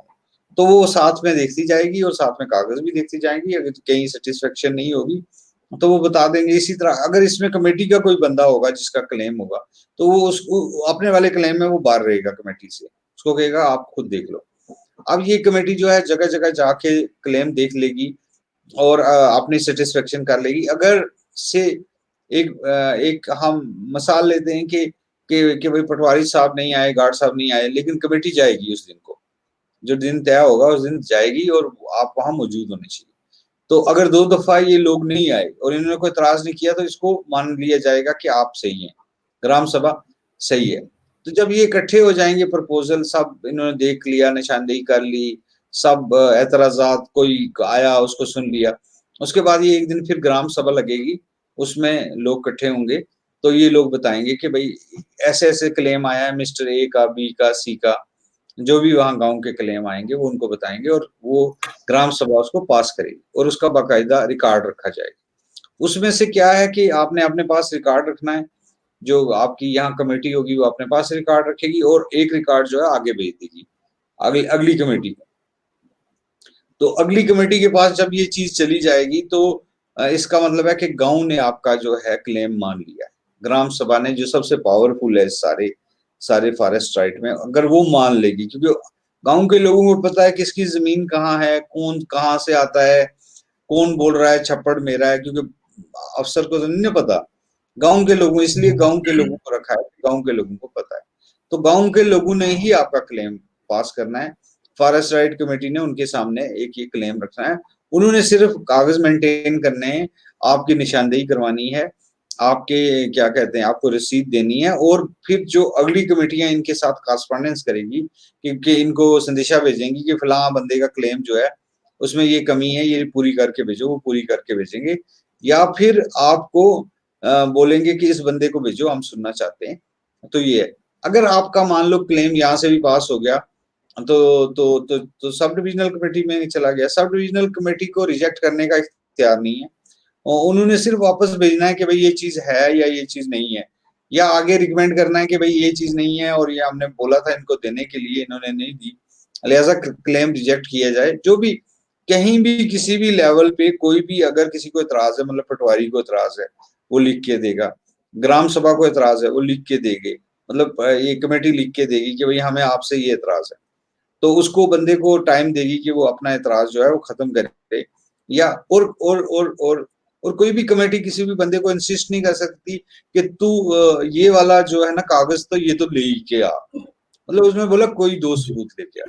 हाँ, मतलब ये नहीं है कि भाई कमेटी इंसिस्ट करेगी नहीं जी यो तो आण ही आण ना, इसका बगैर तो चलता ही नहीं ना, ऐसा कुछ नहीं है। उसने एक्सप्रेसली उसने एक्ट में लिखा हुआ है कि भाई कोई भी जो है वो दो सबूत चलेंगे। और इसमें ये है कि एसटी का भी गांव को पता होता है कौन एसटी है कौन नॉन एसटी है। तो मेरा ये कहने का मकसद है कि भाई इस कमेटी, अगर अगली कमेटी ने भी पास कर दिया तो आपको पट्टा मिल गया। जब अगर डीसी साहब भी इसको पास कर देंगे ग्राम सभा के प्रपोजल को, तो तो पट्टा मिल जाएगा। अब इसमें एक इशू है कि नक्शा कौन बनाएगा, जमीन की मेजरमेंट कौन करेगा, तो ये ग्राम सभा का के ऊपर ये ना कमेटी, फॉरेस्ट राइट कमेटी के ऊपर रखा, गांव की कमेटी है वही नक्शा। जी जी, तो इसमें ये चीज साबित हुई कि सबसे ज्यादा जो रोल रहेगा वो ग्राम सभा का रहेगा, बाकी जो कमेटियां हैं वो जो ग्राम सभा रिकमेंड करेगी उसको आगे लेके चलेगी, फिर उसी चीज से साबित होगा कि कौन जो है इस फॉरेस्ट पे जो है क्लेम कर सकता है। एक जो इस ग्राम सभा जो कमेटियां बनी है जितनी भी, उसमें बहुत सारे आपने भी सोशल मीडिया पे बहुत सारे सवाल उठे, और बहुत सारे लोगों ने बहुत सारे सवाल उठाए कि पढ़े लिखे लोगों को इसमें नहीं रखा, और सियासी जो पॉलिटिकल पार्टीज हैं, हमारी पॉलिटिकल लीडर्स हैं, हमारी कम्युनिटी के हों या बाकी जो हैं, उनका बहुत ज्यादा इन्फ्लुएंस है, उन्होंने अपने करीबी लोगों को जिनको फॉरेस्ट एक्ट के बारे में उतनी जानकारी नहीं है, तो आपकी नजर से देखते हैं कि क्या कौन लोग होने चाहिए थे ग्राम सभा में, क्या हकीकत में पढ़े लिखे लोगों को होना चाहिए था? जी, मेरे नजदीक जिसको गांव चाहेगा, मतलब उसमें नहीं लिखा हुआ पढ़े लिखे होने चाहिए अनपढ़ होने चाहिए, जिसको गांव चाहेगा, गांव जिसको चाहता है, लेकिन गांव होना चाहिए ना, ये ना हो कि भाई वहां पे सरपंच साहब अपने घर में बैठ के नॉमिनेट कर दें, या वीएलडब्ल्यू साहब किसी का नाम लिख के ले जाएं, या कुछ जगहों पे मैंने देखा कि वो बोल रहे हैं कि हमने जी इस नले से दो ले लिए, इस नले से दो ले लिए, मतलब इस लोकेशन से दो ले लिए, इस लोकेशन से दो ले लिए, ऐसे ही हमने कमेटी बनाई 15 लोगों की। या फिर उन्होंने कहा कि एक ने मुझे बोला कि हाँ जी हमने जागल गुजरों में से दो ले लिए, खटानों में से दो ले लिए, और तरह की डिस्ट्रीब्यूशन करके। मैं ये कह रहा हूँ कि गांव को देखना है कि आपके क्लेम जो हैं उनको स्टडी करना है, उनको डिफेंड करना है, उनको, मैं तो कह रहा हूँ कि मैंने इनको बोला बार बार कि पढ़े लिखे लोग रखो, और ऐसे रखो जो जरूरतमंद हो, जो कल जवाब दे सके, जो डिफेंड कर सके आपका claim in view of any मतलब कोई रिजेक्शन। तो इन केस अगर रिजेक्शन होती है, मैं आपको बोलूं, अब जो कमेटियां बन गई हैं, अगर किसी को एतराज है तो वो डीपीओ साहब को बोल सकता है, वो डीसी साहब को बोल सकता है, वो चीफ सेक्रेटरी साहब मॉनिटरिंग कमेटी, अगर वहां भी बात मतलब कोई नहीं सुन रहा है तो भी सरकार में सुनने के लिए मॉनिटरिंग कमेटी के हेड जो है वो तैयार है, वो भी सुनेंगे, वो अपने तरीके से उसको देख लेंगे। और गवर्नमेंट बड़ी संजीदा है, मैंने देखा कि मतलब लोग बड़ा ट्राइबल मिनिस्ट्री के लोग जो जम्मू कश्मीर में हैं ट्राइबल अफेयर्स के, वो बड़े संजीदा हैं इसको लागू करने के लिए, और काम जो है वो चल रहा है। मेरा ये कहने का इशू है कि अभी भी अगर आपको कोई भी ग्रीवेंस है कमेटी से, तो आप कमेटी को कभी भी आप रिकॉन्स्टिट्यूट करवा सकते हैं, कभी भी आप इनको बोल सकते हैं कि भाई ये कमेटी ठीक नहीं है तो आप कमेटी बदलो। तो दूसरा ये कि कमेटी के पास कोई खास इख्तियारात तो है नहीं है, वो सिर्फ आपको रसीद देगी, आपके नक्शे बनवाएगी, आपकी निशानदेही करवाएगी, आपका क्लेम आगे भेजेगी, इतनी सी बात है। मतलब कोई ग्राम सभा सबसे इम्पोर्टेंट है, गांव के लोग इम्पोर्टेंट है, क्योंकि फैसला तो वही करेंगे, कमेटी भी उन्हीं की है। गांव के लोग तो एक जगह बैठ नहीं ना सकते हर रोज, तो कमेटी उनके बिहाफ पे काम करेगी। अब अगर किसी का क्लेम रिजेक्ट हो जाता है, मिसाल के तौर पे ग्राम सभा लेवल पे, तो उसको इख्तियार है कि वो 2 महीने के अंदर नेक्स्ट जो है ना कमेटी उसके आगे अपील कर दे, और अपील के दौरान उसको सुना जाएगा सारा, उसको पूछा जाएगा, उसको बुलाया जाएगा और उसके कंसर्न सुने जाएंगे, वो फैसला सुनाएंगे। फिर उसके बाद अगर नहीं करते हैं तो फिर ये आगे चली जाएगी। डीसी साहब के पास वो क्लेम कर सकता है जाके कि भाई मेरा मुझे सुना नहीं गया। डीसी साहब एक कमेटी बना सकते हैं, जो चेयरमैन होंगे डिस्ट्रिक्ट लेवल कमेटी के वो, और फिर मतलब स्टेट लेवल ग्रीवेंस कमेटी को भी कह सकता है कि मेरी बात नहीं सुनी, फिर वो हाई कोर्ट में जा सकता है कि मैं अपनी लैंड को डिफेंड करने के लिए। यहाँ तक कि मतलब आप जहां भी जाएंगे, पहले तो आप कोर्ट में जा ही नहीं सकते थे फॉरेस्ट लैंड के ऊपर अपना हक जताने के लिए, क्योंकि ऐसा कोई प्रोविजन नहीं है कि सरकार की जमीन पे कब्जा करेंगे और स्टे लेके आ जाएंगे, ऐसा नहीं है। तो अब आप जा सकते हैं क्योंकि आपका क्लेम है उसके ऊपर, तो आप जा सकते हैं। इसमें सरकार लीगल एड प्रोवाइड करती है SC STs को, शेड्यूल ट्राइब लोग हैं, अगर उनको केस लग जाएगा तो वो वहां पे कोई जज साहिबान, हर जगह पे जज साहब है लीगल एड के, वहां पे आप जाएंगे, जज साहब से पूछेंगे कि भाई लीगल एड मुझे चाहिए, मैं शेड्यूल ट्राइब हूँ, तो वो आपको एक वकील प्रोवाइड करेंगे फ्री ऑफ कॉस्ट, वो आपका केस लड़ेगा, उसको आपको कुछ नहीं देना, आपने सिर्फ अपने वकालतनामे पे साइन करना है और कुछ सबूत वो जो मांगना चाहेगा वो देना है। तो आपको सबसे ज्यादा है कि जो आपने ग्राम सभा के पास अपना क्लेम जमा कराया, एक तो वो मजबूत होना चाहिए, उसमें वो सारी चीजें होनी चाहिए। दूसरा, आप निशानदेही अच्छे तरीके से करवा सकते हो, अगर आपके पास अपने नक्शे हैं, ततीमें हैं, आप बता सकते हैं कि मेरे यह हदूद कहाँ कहाँ है। तीसरा जो है वो ये है कि आप अपने क्लेम को कैसे डिफेंड करते हैं, कि आपका गुजर बसर इसके अलावा नहीं, आपके पास 400 बेड़े हैं, 300 बेड़े हैं, आपके पास 100 भैंसे हैं, 20 भैंसे हैं, या आपकी मक्खी की जमीन है या गदान की जमीन है, या आपने कोई बाग लगाया हुआ है, तो आप उसको देख रहे हैं, वो आप कर सकते हैं। वो मतलब वो आपने खुद डिफेंड करना है, अपना केस खुद डिफेंड करना है आपको। तो ऐसे में मैं ये कहना चाहूंगा कि आप लोगों को एक तो ये कि तैयार रहना है अच्छे सबूतों के साथ, दूसरा आपने तैयार रहना है कि भाई आप जो बात कहेंगे कि आपने डिफेंड करना है कि मेरे घर में अगर मैं इस जंगल के ऊपर डिपेंडेंट ना हूं तो मैं भूखा मर जाऊं। तीसरा, आपने कम्युनिटी राइट्स में जैसे डोकों के ऊपर क्लेम करना है, तो आप जो जो चीज इस्तेमाल कर रहे हैं, डोक से जड़ी बूटी है, वो है रेवंद है, दूसरी चीजें हैं, खाने की चीजें हैं, गुच्छी है, दूसरी चीजें, तो आप जो जो इस्तेमाल करते हैं सबका क्लेम करना है आपको। और क्लेम करना ही इम्पोर्टेंट है, क्योंकि आप जिस रास्ते से जाते हैं उसका क्लेम करें कि मैं यहाँ से निकलता हूँ, इस जंगलात की जमीन से जाता हूँ, फिर दूसरे गांव से जाता हूँ, फिर तीसरे गांव से। कुछ जगह पे ऐसा मैंने देखा है कि 3 दिन जगह पे लोग रहते हैं, 2 महीने के लिए, 1 महीने के लिए यहाँ रहते हैं, 1 महीने के लिए दूसरी डोक में रहते हैं, 1 महीने के लिए तीसरी डोक में। होता ये है कि जब लोग पहुंचते हैं वहां डोक के नजदीक, ऊपर बर्फ होती है और नीचे चारा होता है, नीचे चारा खाने के बाद थोड़ी देर के बाद ऊपर वाली बर्फ गल जाती है, वहां चारा आ जाता है, वो वहां चले जाते हैं, फिर उसके बाद तीसरी जगह चले जाते हैं। ये चीजें देखें, मैं इसमें लगा हुआ हूँ, इसीलिए जगह जगह जगह गांव गांव जा रहा हूँ और लोगों को समझा रहा हूँ। मैं ये कह रहा हूँ कि मतलब जो चीज आपको बोलनी है वो बोलो ना, मतलब आप क्लेम में फॉर्म में से वहां पे फॉर्म ए में टोटल 12 चीजें लिखी, हो सकता है आपका ना कवर होता हो, तो आपको क्या करना है उसमें, एक्स्ट्रा कागज में क्या लिखना है, कैसे बनाना है वो कागज, और कैसे आपने मतलब अपने इसको क्या कहते हैं डिफेंड करना है। मैं आपको बोलूं अताउल्ला भाई कि ये एक्ट में मैं हालांकि मतलब अपनी काफी टाइम मैंने अपने आप का वक्फ रखा हुआ है अपनी कम्युनिटी के लिए, कि मैं उसी के साथ जुड़ा रहा हूँ, उसी पे काम करता रहूं, but this act is very close to my heart, मेरे बड़ा दिल के करीब है। क्यों? क्योंकि ये उन लोगों को जो खाना बदोश है, और जो जिनकी, मैं आपको बोलूं एक जगह में मैं प्रोग्राम करने के लिए गया, प्रोग्राम करने के बाद उन लोगों ने कुछ नमकीन चाय मेरे लिए बनाई हुई थी और मक्की की रोटी मेरे कहने पे, तो मैंने खाने के बाद मैं बाहर निकला, एक बुजुर्ग मेरे इंतजार में थे और वो मुझे कहने लगे कि तुम ना बा खा गए मेरी, मतलब तुम मुझे इलाजा से जी। मिलो। तो मैं गया, मैंने साइड ले गए, तो मुझे कहने लगे, ऐसे ही नई सी आवाज थी, वो कोई 85 ईयर से अबो रहे होंगे।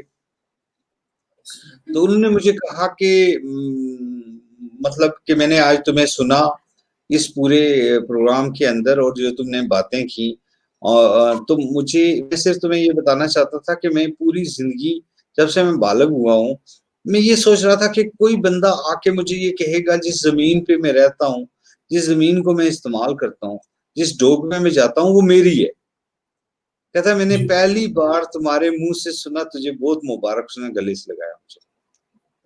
मतलब मैंने देखा अल्लाह की, मैं अपने पूरे होशो-हवास में हूँ इस वक़्त, और मैं बता रहा हूँ, जगह-जगह लोगों की आँखों में जो होप मैंने देखी ना, जो जो एक तरह का, मतलब उनको लगा जैसे एक रोशनी जल गई है, और ऐसे लगता है जैसे उनको एक जी। होप, मतलब उनकी होगी। मैं कोटरंका में था, वहाँ एक सड़क के किनारे, मतलब बीडीओ ऑफिस के सामने एक बड़ा मजमा जमा था। बहुत सारे लोग थे वहाँ पे। मैं गया, और वहाँ जावेद साहब जो वहाँ पे कोऑर्डिनेट कर रहे थे, वहाँ बीडीसी के मेंबर हैं जावेद इकबाल साहब। तो उन्होंने ऐलान किया कि जावेद साहब को हमने लाया है, जावेद राई को, और ये आपको बताएगा कि फॉरेस्ट राइट आपको कैसे अप्लाई करना है। तो मैंने अपनी गाड़ी के अंदर ही ना एक बोर्ड रखा हुआ है, और एक ईज़ल रखा हुआ है, डस्टर रखा हुआ है, और मार्कर रखा हुआ है। क्योंकि मुझे पहले 2 प्रोग्रामों में लगा कि मैं जैसे बोल रहा हूँ, ऐसे लोगों को शायद नहीं जा रहा है। और तो मैंने फिर ये रख लिया, हालाँकि मैं कभी, मैं अच्छा स्टूडेंट भी नहीं था, मैं कभी बोर्ड पे लिखता भी नहीं था, बल्कि हम तो वो थे जो चाक मारने वाले स्टूडेंट होते हैं, उनमें से थे। तो लेकिन मैंने बोर्ड रखा, मैंने सोचा कि मेरे कबीले के लोगों को समझ नहीं आएगा, तो मुझे ना बोर्ड रखना है गाड़ी में। तो मैंने अब ईज़ल और बोर्ड जो है ना गाड़ी में रखा हुआ है। अब बच्चे मेरे भी कहते हैं कि पापा ये कब मतलब उतरेगा? मैंने कहा इंशाल्लाह जब सब लोगों को राइट्स मिल जाएँगे तब उतरेगा। तो मेरा ये कहने का मतलब है कि वहाँ पे मैंने जब ये सभा की और लोगों को बताना शुरू किया, आप यकीन करें वहाँ पिन ड्रॉप साइलेंस थी। वहाँ मतलब जी। 500-800 लोग खड़े थे, और उसमें से 100 150 लोग कैमरा लेके खड़े हुए थे, जो रिकॉर्ड कर रहे थे मेरा सारा प्रोग्राम। क्यों? क्योंकि लोगों को नॉलेज चाहिए थी। लोगों को चाहिए था कि मतलब मैं उनको बता पाऊँ कि उनको कहाँ से शुरू करना है और उनको कहाँ खत्म करना है। किस सिलसिले में क्या-क्या चीज़ें करनी है। और आपको मैं बताऊँ कि पीढ़ी के अंदर, मैं रेहान के अंदर, कालाकोट के अंदर, नौशहरा के अंदर, लंबेड़ी के अंदर जितनी भी सभाएँ हुई, जितनी भी जगहों पे मैं गया हूँ, जितने भी विलेजेस में मैं गया हूँ, और बड़ी तादाद में लोग आ जाते हैं, और बिल्कुल पूरा उससे सुनते हैं, और मैं सारा गोजरी में बताता हूँ उनको, और मैं आपको बोलूँ कि मतलब मैं उनके बिल्कुल नीचे उनके लेवल पे जाके उनको उनको उनसे पूछता हूँ कि भैया क्या आपको समझ आई? तो इसमें मैं सिर्फ ये बताना चाहता हूँ कि आपको ग्राम सभा बहुत इम्पोर्टेंट है, सबूत बड़े इम्पोर्टेंट हैं, फॉर्म भरना बहुत इम्पोर्टेंट है, नक्शा आपकी ज़मीन का होना चाहिए, वो बड़ा इम्पोर्टेंट है, और दूसरा ये कि आपको पता होना चाहिए कि आपने क्लेम भरा हुआ है, और आपको डिफेंड करना आना चाहिए क्लेम को। ये नहीं कि ये कमेटी आपको रिजेक्ट कर देगी, अगली कमेटी में जाइए, उससे अगली में जाइए, और हिंदुस्तान में 13 लाख लोगों के क्लेम नहीं मानेंगे। तो एक एनजीओ चली गई, जी। सुप्रीम कोर्ट में हाँ, सुप्रीम कोर्ट में एक एनजीओ गई, उसने ये कहा कि जिन लोगों के क्लेम नहीं माने गए हैं तो उनको निकालो। तो गवर्नमेंट ऑफ इंडिया ने जी। एक एफिडेविट भरा, उसमें इसने कहा कि यूनाइटेड नेशन में 2016 में इन्होंने लिख के दिया कि हम इंडिजिनियस कम्युनिटीज को जो है ना उनका राइट्स देंगे, उनको रिहेबिलिटेशन करेंगे।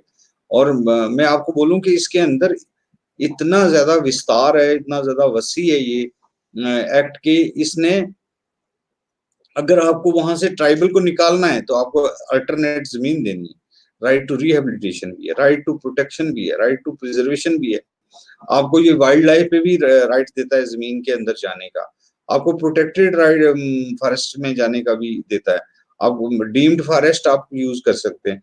तो एक बड़ा मैं आपको बोलूं कि कि हम लोग, मुझे एहसास है कि हमारा ट्राइब जो है वो जम्मू कश्मीर की सबसे ज्यादा जमीन इस्तेमाल करता है। 1/3 जी। Of the total land of Jammu and Kashmir जो हम यूज करते हैं, ठीक है?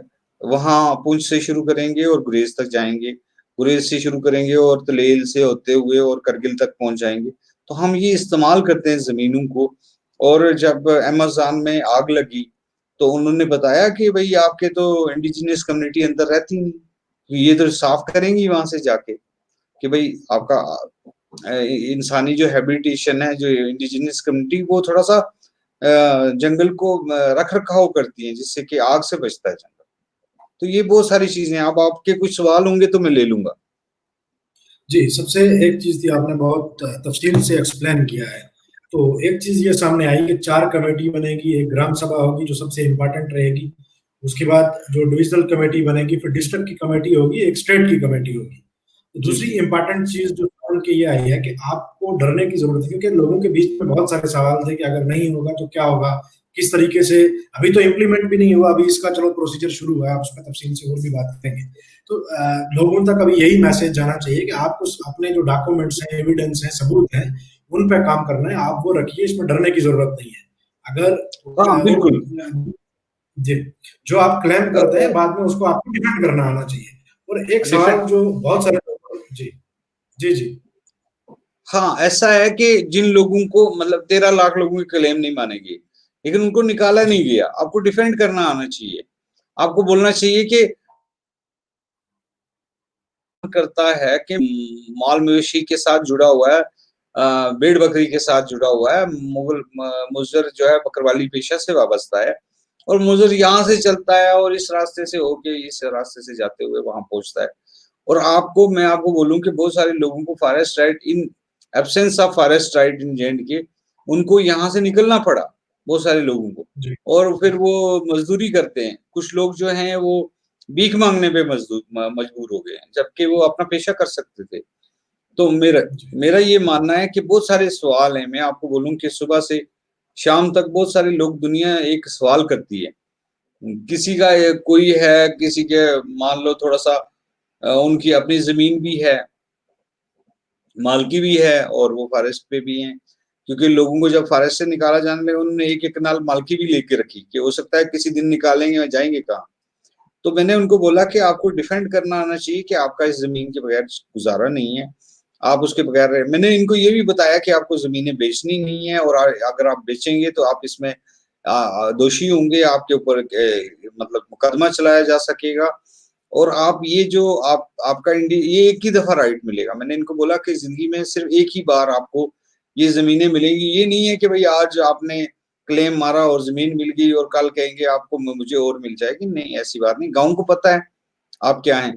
गाँव के लोग जानते हैं कि आप क्या हैं। अब कई लोगों के 2-2 जगह क्लेम हैं, 3-3 जगह, 4-4 जगह क्लेम है। कि एक ने बोला कि मैं यहाँ भी फॉरेस्ट की लैंड पे हूँ, मैं श्रीनगर में भी, कश्मीर में भी फॉरेस्ट की लैंड पे हूँ, लेकिन यहाँ भी मैं माल चोकर के साथ आता हूँ, फिर वहां भी माल चोकर, वो भी मेरी इंडिविजुअल क्लेम है, तो यहाँ भी मेरा इंडिविजुअल क्लेम है। तो जाहिर है कि किसी ना किसी जगह से उसको इंडिविजुअल क्लेम भरना है। और यूजुअली जिस गांव में रहते हैं, इसमें एक दो चीजें रह गई हैं, मतलब जैसे खानाबदोश लोग हैं जिनका कोई ठिकाना ही नहीं है, तो उनको कहाँ जी, से शुरू करेंगे? मतलब इसके बारे में अभी वो नहीं, अभी जो ग्राम सभाएँ बनी हैं, अभी म्युनिसिपैलिटी में नहीं बनी है, मतलब म्युनिसिपल एरिया के आस-पास जो जंगल हैं, सिटी फॉरेस्ट हैं, उनमें भी लोग रहते हैं, वो अभी नहीं बन पाई हैं। तो अभी कुछ चीज़ें चल रही हैं, और मैं ये समझता हूँ कि ये नहीं है कि आपको एक प्रोग्राम करके खत्म करना है इसको। आपको हर जी, एक मोड़ पे एक और प्रोग्राम करना है। लोगों को गाइड करना है, इंशाल्लाह। लोगों के पास क्या है, मतलब ऐसी-ऐसी चीज़ें सामने आती हैं कि बंदा हैरान हो जाता है कि भई कोई, मुझे बहुत सारे लोग मिलने आते हैं, मतलब एक हर रोज़ 5-8 लोग, 10 लोग मिलने आ जाएँगे। उनका अपना-अपना पर्सनल इश्यू है जो वो फ़ोन पे नहीं डिस्कस करना चाहते। कोई लोग जो हैं, वो एक बंदा रियासी से मतलब गाड़ी पे बैठ के आ गया कि कहता है जी मैं फ़ोन पे नहीं, कुछ लोगों को पता नहीं वहम होता है कि उनका फ़ोन है, तो आके एक नॉर्मल बात उसने मतलब मुझे बताई कि मेरी ये है, वो है, मेरी गिरदावरी थी, फिर ऐसे मुझे क्लोज़र लग गया, वो हो गया, वो हो गया। तो वो नॉर्मल बात थी, मतलब मेरे लिए तो वो कोई ख़ास बात नहीं थी। लेकिन उसने बोला इस तरह से कि कि मेरा ये है। तो इसी तरह मैं बताना चाहता हूँ आपको कि बहुत सारी ऐसी चीज़ें हैं जिसमें आपने खुद इस सिलसिले को देखना है कि बहुत सारे लोगों को उनके राइट्स कैसे मिले। मैं आपको बोलूँ कि अताउल्लाह भाई, मतलब आप पहले हैं कि जिन्होंने इनिशिएटिव लिया और कहा कि चलो जी इसको बड़े पैमाने पे करते हैं बहुत सारे। मैंने यहाँ पे बहुत सारी हमारे ग्रुप्स हैं व्हाट्सएप के, मैंने उनको बोला यार वॉलंटियर तैयार करो, आप मतलब 2 दिन की वर्कशॉप रखो, चलो मतलब मैं आ जाऊँगा, थोड़ा बहुत अगर हम पैसा भी डालेंगे कहीं पे, तो मतलब जगह कोई जगह ले लेंगे, वहाँ पे बैठ के कर लेंगे प्रोग्राम 2 दिन का। क्योंकि आपको पढ़ना है सबसे पहले एक्ट को समझना है। नंबर 2 आपने रूल्स पढ़ने हैं, रूल्स को समझना है। नंबर 3 आपने गाइडलाइंस पढ़नी है, उसको समझना है। नंबर 4 टाइम टू टाइम निकले हुए जो गवर्नमेंट ऑफ इंडिया के आर्डर हैं, स्पष्टीकरण हैं, किसी चीज़ की वज़ाहत है, उसको उसको पढ़ना है। फिर आपने कोर्ट ऑर्डर्स पढ़ने हैं, बहुत सारे कोर्ट ऑर्डर्स आए हैं स्टेट के कोर्ट्स के और सुप्रीम कोर्ट के, वो सारे पढ़ने हैं और इन सब के बैकड्रॉप में बात करनी है। देखिए ना, मतलब मेरे पास कोई आदमी आएगा तो एट लीस्ट मतलब मेरा तो ये था कि मैं 2008 से कोई भी अखबार में फॉरेस्ट राइट एक्ट के बारे में खबर आ रही थी तो मैं पढ़ रहा था। फिर मैंने बहुत सारे लोगों का रिसर्च आर्टिकल्स जो आ रहे थे वो भी पढ़ रहा था और फिर कहाँ-कहाँ, क्या-क्या हुआ वो भी पढ़ रहा था। और मुझे जो ही ये मतलब नोटिफ़िकेशन आ गया कि कमेटियाँ बनने लगी हैं, वो दिन से मैंने फिर आप यकीन करें कि शुरू कर लिया मैंने पहला पहला प्रोग्राम रूपनगर में किया, जम्मू के पेरिफेरी में मैंने पहले शुरू किया, फिर लखनपुर चला गया, फिर मैं सांबा में और क्या कहते हैं अलाचक में और फिर पुंछ जोरी में और फिर रियासी के साथ के लोगों के साथ जुड़ा हुआ, फिर बहुत सारे जो रेडियो के प्रोग्राम्स हैं लोकल यहाँ रेडियो जम्मू के साथ, रेडियो कश्मीर के साथ दूसरे जो छोटे-मोटे ग्रुप्स हैं वो जो जानकारी दे रहे हैं। फिर मैं पब्लिक में जाके समझ आई बात कि मतलब इनके पास क्या है और आपने क्या बोलना है इनको। जी। जी भाई। तो एक सर मैं 2-4 अल्फाज में मतलब आपसे जवाब चाहूँगा एक चीज़ पे कि कितने लोग सवाल था कि कितने कनाल ज़मीन जो है उसको क्लेम किया जा सकता है? इसकी कोई मतलब लिमिट है या क्या हाँ, है इसमें? देखिए इसमें इसमें जो एक्ट प्रोवाइड करता है वो प्रोवाइड करता है 4 हेक्टेयर 4 हेक्टेयर 20 जी, कनाल का 1 हेक्टेयर होता है। 20 कनाल का 1 जी। हेक्टेयर होता है। तो 4 हेक्टेयर ज़मीन तक मतलब 80 कनाल तक जी, जी, 79.7 बिल्कुल। कनाल मतलब जी, हमारे यहाँ जनरल हिसाब-किताब में हम 20 कनाल बोल सकते हैं कि 20 कनाल जी। 20 कनाल 1 में होती है, 4 हेक्टेयर में 80 कनाल ज़मीन जो है। लेकिन जी, मैंने मतलब देखा 80 जो कनाल ज़्यादातर ज़मीन पे क्लेम जी। हाँ, 80 कनाल ज़मीन लेकिन आपको साबित करना है कि मतलब क्या ऐसा प्रॉब्लम है आपको कि आपको 80 कनाल चाहिए? मतलब क्या इतना बड़ा आपका ताइफ़ा है, क्या वो तो आपको बताना है ना मतलब सिस्टम को। जी, ये जो है ना ये सारा बोनाफाइड मतलब जैसे एम्प्लॉयी नहीं ले सकेगा, लेकिन उसके बच्चे अगर वो जी, मतलब वो पेशे के साथ जुड़ना चाहते हैं तो वो ले सकेंगे। मतलब इस तरह जी, से बहुत सारी चीज़ें हैं ऐसी जिसमें आप ले सकेंगे, मतलब वो राइट जो है वो ले सकेंगे। आपके पास ऑलरेडी है तो कोई इस तरह की मनाही नहीं है, मैंने गाइडलाइंस पढ़ी हैं, तो उसमें बताया गया कि अगर आपके पास ऑलरेडी कोई लैंड है, रेवेन्यू विलेज में आप रह रहे हैं, वो ले सकते हैं और बहुत सारे राइट्स इसके साथ अलाइड है, जो कि आप मतलब ले ले पाएँगे। लेकिन मैं आपको बोलूँ कि हमें अभी काफ़ी मतलब स्ट्रगल करनी है कि एक हर एक अभी तो हमने सिर्फ़ ये शोर मचाया कि भई 15 में से 10 एसटी होंगे और ये होगा जी, कमेटी ऐसे बनेगी, कमेटी ऐसे अभी कमेटियाँ बन रही हैं। अभी मतलब कमेटी का जी, जी, प्रॉपरली जो जो जो सिलसिला है वो बन रहा है। बाकी ये है कि कमेटियाँ जब बन जाएँगी प्रॉपरली और जब क्लेम लेने शुरू करेंगे तो कहानी तब से स्टार्ट होगी। तो अब हर जगह पे आपको ना जी, मतलब हर टाइम पे लोगों को गाइड करना है और ये है कि अगर हम लोग जी, निकल पाएँ हम लोग जैसे बाहर ट्राइबल आते हैं, ट्राइबल्स के बहुत सारे लोग हैं जो ट्राइबल्स कैसे काम करते हैं और ट्राइबल्स के साथ लोग जो है कैसे काम करते हैं। मैं तो अपने आप को बहुत बौना महसूस करता हूँ उन लोगों के सामने कि जो ट्राइबल्स के साथ काम करते हैं। हमारा ये है कि चलो यार मैं इतना कर सकता हूँ कि मैं मेरा फ़ोन ऑन होता है, रात 10 बजे तक लोग कॉल करते रहते हैं, हालाँकि मैंने उनको कहा दिन को करें। वो अच्छा क्या कहते हैं, बहुत सारे लोगों को ज़रूरत है आपकी गाइडेंस की, आपको पता भी होना चाहिए। मैं समझता हूँ कि इसमें बहुत सारी अवेयरनेस की बहुत कमी है अभी भी जम्मू कश्मीर में और अवेयरनेस में जो फैक्टर्स हैं, ना अवेयरनेस होने के, उसमें मेनली मुझे लगता है कि इलिटरेसी जो हमारे लोगों में सबसे ज्यादा है जम्मू कश्मीर में, कि गुर्बत, पसमानदगी, और उसके साथ साथ तालीमी बेदारी नहीं है उतना अच्छे तरीके से, हमारे यहाँ तालीम नहीं है, उसकी वजह से वो एक वजह हो सकती है। और दूर दराज हैबिटेशन है, बहुत दूर दराज में लोग रहते हैं, तो वहाँ अगर आप बात पहुंचाना जी, भी चाहें तो बात नहीं पहुंचती है।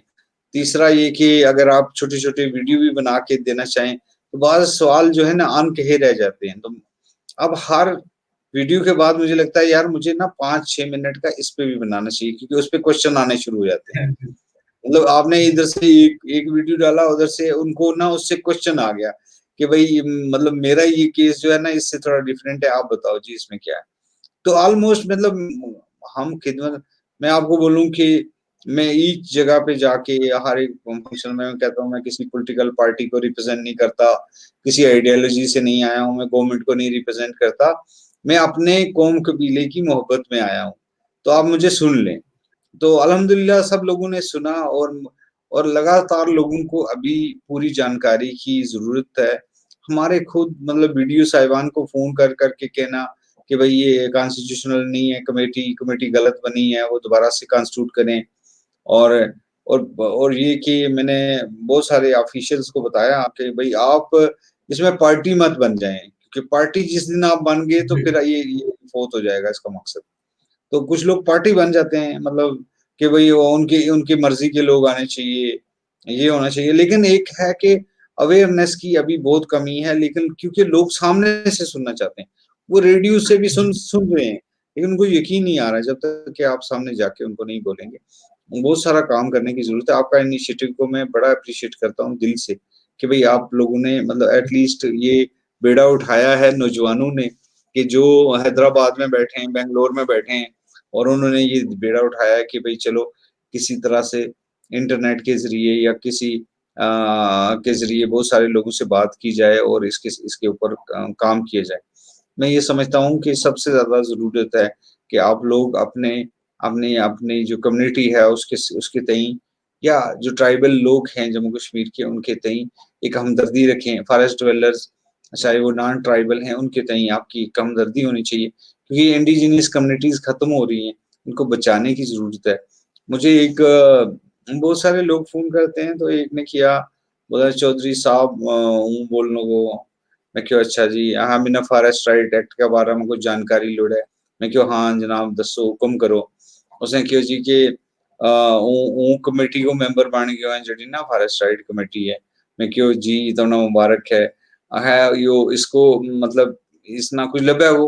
मैं क्यों हाँ बिल्कुल जंगल की जमीन अगर तुमने थारा जेरे कब्जा है 2005 तो पहला और थारा को सबूत है जरूर मिलेगी। नहीं जी मेरा को जिमी शिमी कख नहीं, ते हमारे को अपनी जोर है। मैं क्यों अच्छा तो जी, नहीं उन लोगों मतलब कुछ जरा तनख्वाह-शनख्वाह बाकी वाला लब्बा है, नंबरदार चौकीदार वगैरह इसना भी लब्बा है। मैं क्या नहीं-नहीं ये होता है मतलब खिदमत करनी है। ये कोई सुखी खिदमत है? मैं क्यों आखो मैं क्या सुखी खिदमत है। तो लोग समझे कि भई यह कोई सुखी खिदमत है, बल्कि नहीं तुमने किसी ने आबाद करना है। मैं आपको बताऊँ ये बहुत गरीब लोग हैं। अल्लाह जानता जी, है, मैं इन लोगों के बीच में गया हूँ, बहुत गरीब है, बहुत ही पसमानदा है, बहुत ही मतलब वो आपकी आँखों की तरफ देख रहे होते हैं कि आपके मुँह की तरफ देख रहे होते हैं कि आप कोई ऐसा लफ़्ज़ ना बोल दें जो उसके पास ना हो और वो दर-बदर हो जाए। जी, और मैं मतलब मुबारकबाद देता हूँ उन लोगों को कि जिन्होंने इस कानून को बनाया और इसकी इम्प्लीमेंटेशन के लिए का अगरचे इसमें थोड़ा-सा देर लगेगी, लेकिन इसमें एक बात है कि तहफ़्फ़ुज़ है। ट्राइबल को, जी, खाना बदोश को बहुत तहफ़्फ़ुज़ दिए गए हैं, कि भई आप प्रोटेक्ट कर सकते हैं, आप मैनेजमेंट ऑफ फॉरेस्ट खुद कर सकते हैं। ग्राम सभा को कहा आप अपनी कमेटी बनाओ और आपको मतलब गार्ड को पूछने की ज़रूरत नहीं, आप खुद करो अपने तब।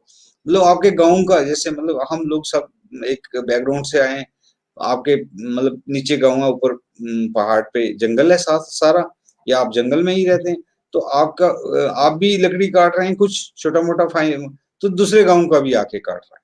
तो अब ये एक जी, डिमार्केशन इसमें आ जाएगी कि आप खुद अपनी कमेटी बनाएँगे, आप प्रोटेक्ट करेंगे, आप मतलब इससे जंगल बढ़ेगा ना कि कम होगा। ना कि उसमें जी, कोई मतलब लोगों को एक कॉन्फिडेंस आ जाएगा ये हमारी ज़मीन है यार लगाओ दरख़्त वग़ैरह। अब अभी तक तो ये था जी, कि पता नहीं ये ज़मीन हमें मिलती है या नहीं मिलती, या हम बैठेंगे। अब इसमें हैबिटेशन मैंने जैसे बोला कि आपको रहाइश के लिए चाहिए, तो भी वो जंगल की जमीन है कि भाई आप रह सकते हैं, आपको कोई निकालेगा नहीं वहां से। आपको खेती बाड़ी के लिए दी जा सकती है, आपको ग्रेजिंग के लिए दी, और कोई पैसा नहीं।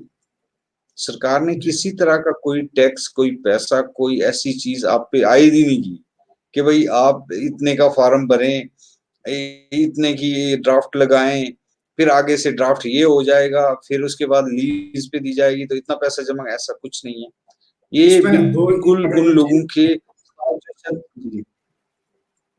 जी जी जी जी, बोले। इसमें दो इम्पोर्टेंट चीजें जो आपने जिक्र की, मेरे हिसाब से वो पब्लिक तक मैसेज पहुंचना बहुत जरूरी है, क्योंकि कोई फीस नहीं है और किसी तरीके के किसी की शख्स को भी इसमें पैसे देने की जरूरत नहीं है। हाँ, अगर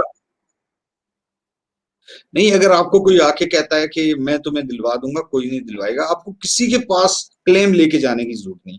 आपने अपनी गांव की जी कमेटी जो आपकी बनी है उसी के सामने क्लेम रखना है, और आपको किसी कोई तहसीलदार साहब या कोई बीडीओ साहब या कोई ऑफिशियल इंडिविजुअल के पास जाना ही नहीं है।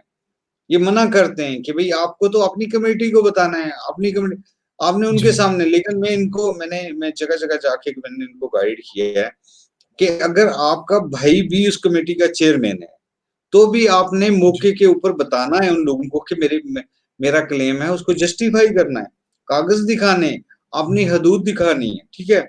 और दूसरा मैंने जो अर्ज की इन लोगों को जो ट्राइबल हैं कि भाई मतलब खुदा न खास्ता जीन जैकेट लगा के नहीं आ जाना, अपने अपने रवायती ड्रेस में आओ। मतलब मैं एक प्रो ट्राइबल हूँ, मैं खुद ट्राइबल हूँ, मैं प्रो ट्राइबल हूँ, मतलब लेकिन फिर भी मैं जब इंसाफ की बारी आएगी तो मैं देखूंगा कि भाई इसने तो बड़ा जीन जैकेट वगैरह लगाया, इसको क्या जरूरत है जमीन की, या इसकी क्या लाइवलीहुड है। तो इसमें ये है कि अपनी वेशभूषा में रहें, अपने कल्चर को भी संभालें। देखें, इसमें ये इंटेलेक्चुअल राइट्स भी है, इंटेलेक्चुअल प्रॉपर्टी राइट, कि भाई आप कोई चीज बनाते हैं, मसलन आप दीवारों पे चित्रकारी करते हैं, तो कोई दूसरा आदमी लेके उसको बेच नहीं सकता, क्योंकि आपका इसका इंटेलेक्चुअल राइट है, कम्युनिटी का राइट है, आपका इंटेलेक्चुअल राइट है। तो इस तरह की बातें, और नॉलेज जो आपके पास है आप उसको इस्तेमाल कर सकते हैं। आप जड़ी बूटी को पहले आप छुपा के ले जाते थे, अब अगर आप प्रॉपरली उनको बताएंगे कि हाँ जी हम जड़ी बूटी भी इस्तेमाल करते हैं, हम जो है माइनर फॉरेस्ट प्रोड्यूस यूज करते हैं, हम कोई भी चीज जो जंगल के, आप कभी जाके गिने अपने इर्द गिर्द, जो लोग इस क्लेम को भरने जा रहे हैं वो गिने कभी जाके अपने इर्द गिर्द कि कितना जंगल के ऊपर वो डिपेंडेंट है और किस तरह से वो चीजों को इस्तेमाल करते हैं। उनकी भी कभी फहरिस्त बनाएं कि भाई क्या क्या चीजें आप बनाए इस्तेमाल करते हैं जंगल से, और सारा क्योंकि डिपेंडेंसी उसी के ऊपर है, वहां की घास के ऊपर है, छांग के ऊपर है। आप मतलब वहां से जड़ी बूटी निकालते हो, वहां से चाय लेते हो, गुच्छी लेते हो, बहुत सारी चीजें लेते हो, गूगल लेते हैं लोग, और उसके बाद घास कितनी तरह की इस्तेमाल करते हैं। और सारी डिपेंडेंसी फॉरेस्ट के ऊपर है। तो फॉरेस्ट को प्रोटेक्ट भी जी करना है, प्रिजर्व भी करना है, उसको बचाना भी है, और जो लैंड लेनी है वो किसी को देनी नहीं है। जी। जी इसमें सर जो एक सवाल मेरा है और उसके बाद मैं दो सवाल लूंगा जो जो कमेंट्स में और व्हाट्सएप पे मुझे मैसेजेस में आए हैं और मुझे लगता है कि काफी इंपॉर्टेंट है। एक सवाल का हम कहीं ना कहीं छूट चुका है, वो आप जिक्र करना चाह रहे थे, ये नक्शा क्या है, इसका क्या रोल है इसमें?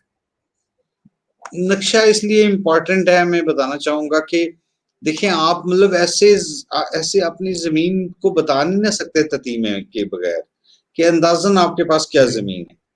तो उसमें ये होता है कि अगर आपके पास नक्शा हो, ततीमा जिसको बोलते हैं वो हो, उसमें तो आपको तरफेन का पता होता है कि राइट क्या है, लेफ्ट क्या है, मतलब ईस्ट वेस्ट क्या है, उसका तरफेन का पता होता है। दूसरा ये कि कमेटी के साथ आए हुए ऑफिशियल्स को पता चल जाता है कि बुनियादी तौर पे आप किस जमीन के ऊपर क्लेम कर रहे हैं। हालांकि वो कह रहे हैं कि कमेटी बनाएगी नक्शा विद दी हेल्प ऑफ, क्या कहते हैं वहां पे जो ऑफिशियल्स होंगे।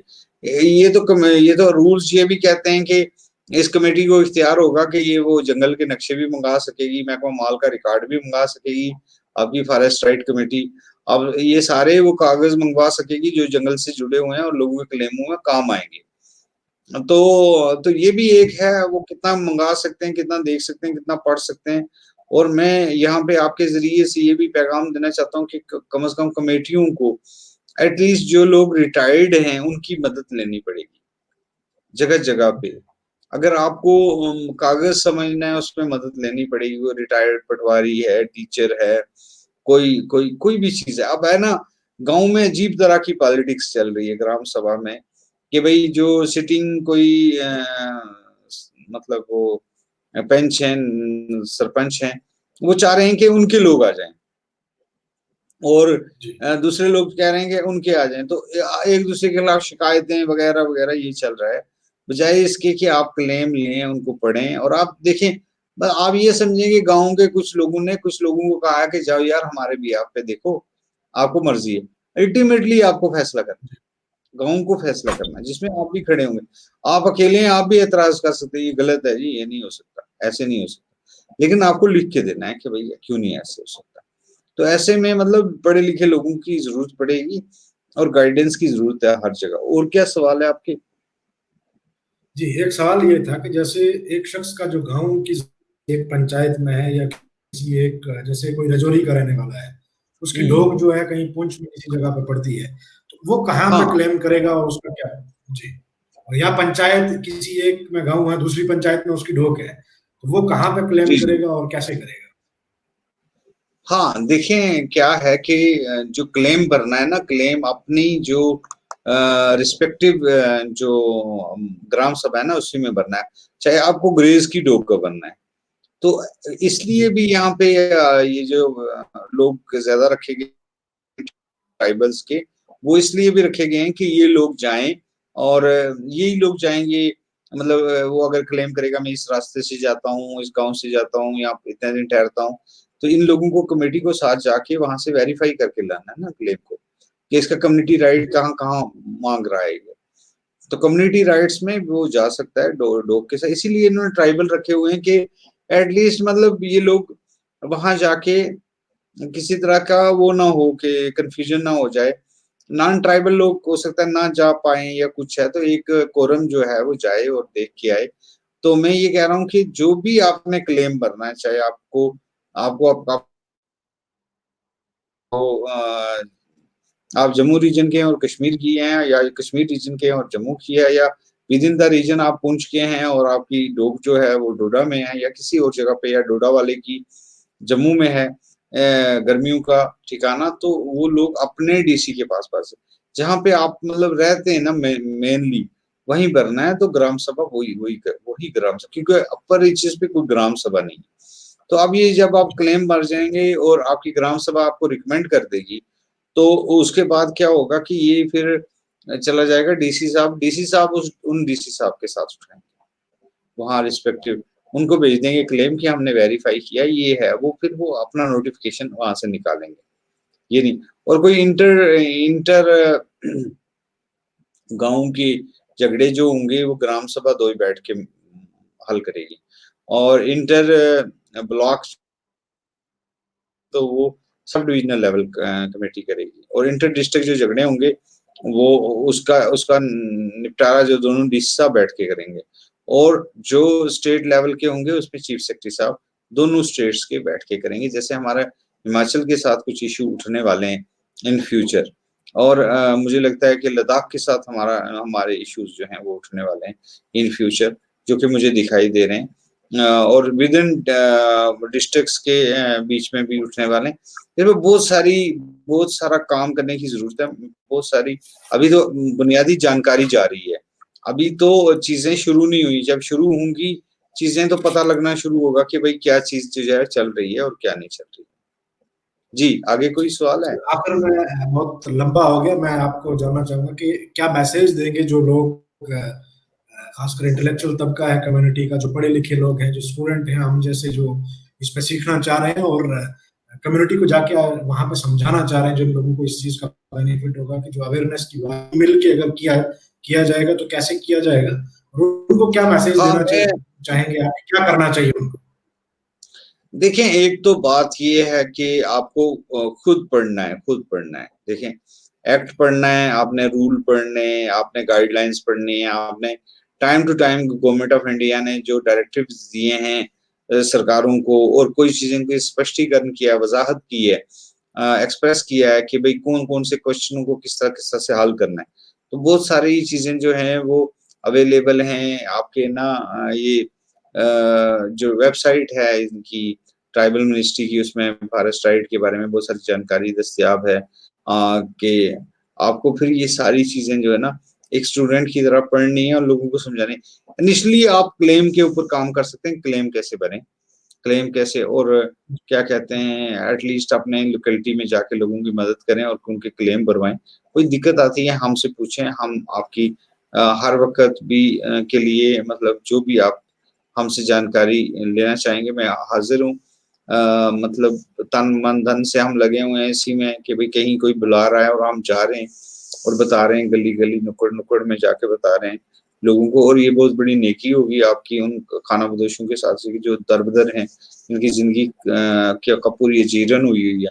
तो उन लोगों के लिए तो मैं सिर्फ ये कहना चाहूंगा, एक तो दो तरह से कर सकते हैं आप। एक तो ये है कि एक कुछ वर्कशॉप टाइप की अटेंड कर सकते हैं, बना सकते हैं, उसमें हम डिस्कस कर सकते हैं कि भाई एक्ट के ऊपर मतलब एक दिन हम एक्ट के ऊपर बैठ जाएंगे, एक दिन हम रूल्स के ऊपर बहस कर लेंगे, एक दिन हम एक दो दिन हम डायरेक्टिव्स पे बात कर लेंगे, एक दो दिन कोर्ट केसेस पे बात कर लेंगे।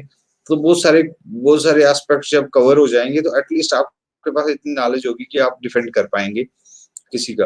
अब ये है कि हम मतलब मैंने देखा अपनी कम्युनिटी का कि मतलब माफ करेंगे मुझे मेरे भाई दोस्त सारे कि सबसे बड़ा हम काम कर रहे हैं कि हम व्हाट्सएप पे एक एफआरए ग्रुप बना रहे हैं।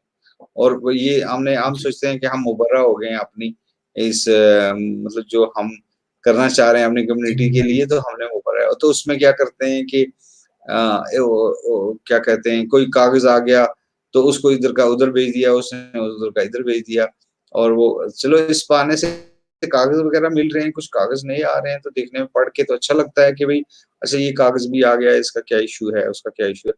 लेकिन अल्टीमेटली आपको एक जगह पे ना एक बैंक बनाना पड़ेगा नॉलेज का, जहां से आपको ना सारे सारे मंबे जहां से फूटे। और आपने ये नहीं कि आज मदद करनी है आइंदा आइंदा भी मदद करनी है, अभी तो शुरू हुआ है, अभी तो बड़ी मदद की जरूरत जी पड़ेगी इनको। तो मैं ये कहूंगा कि नौजवानों को कमर कस लें और सिर्फ दिल्ली से लोगों की खिदमत करें। और इसमें कुछ मिलने वाला नहीं है आपको, लेकिन अल्लाह ताला अजर देने वाला, कोई बात नहीं है आपके लिए।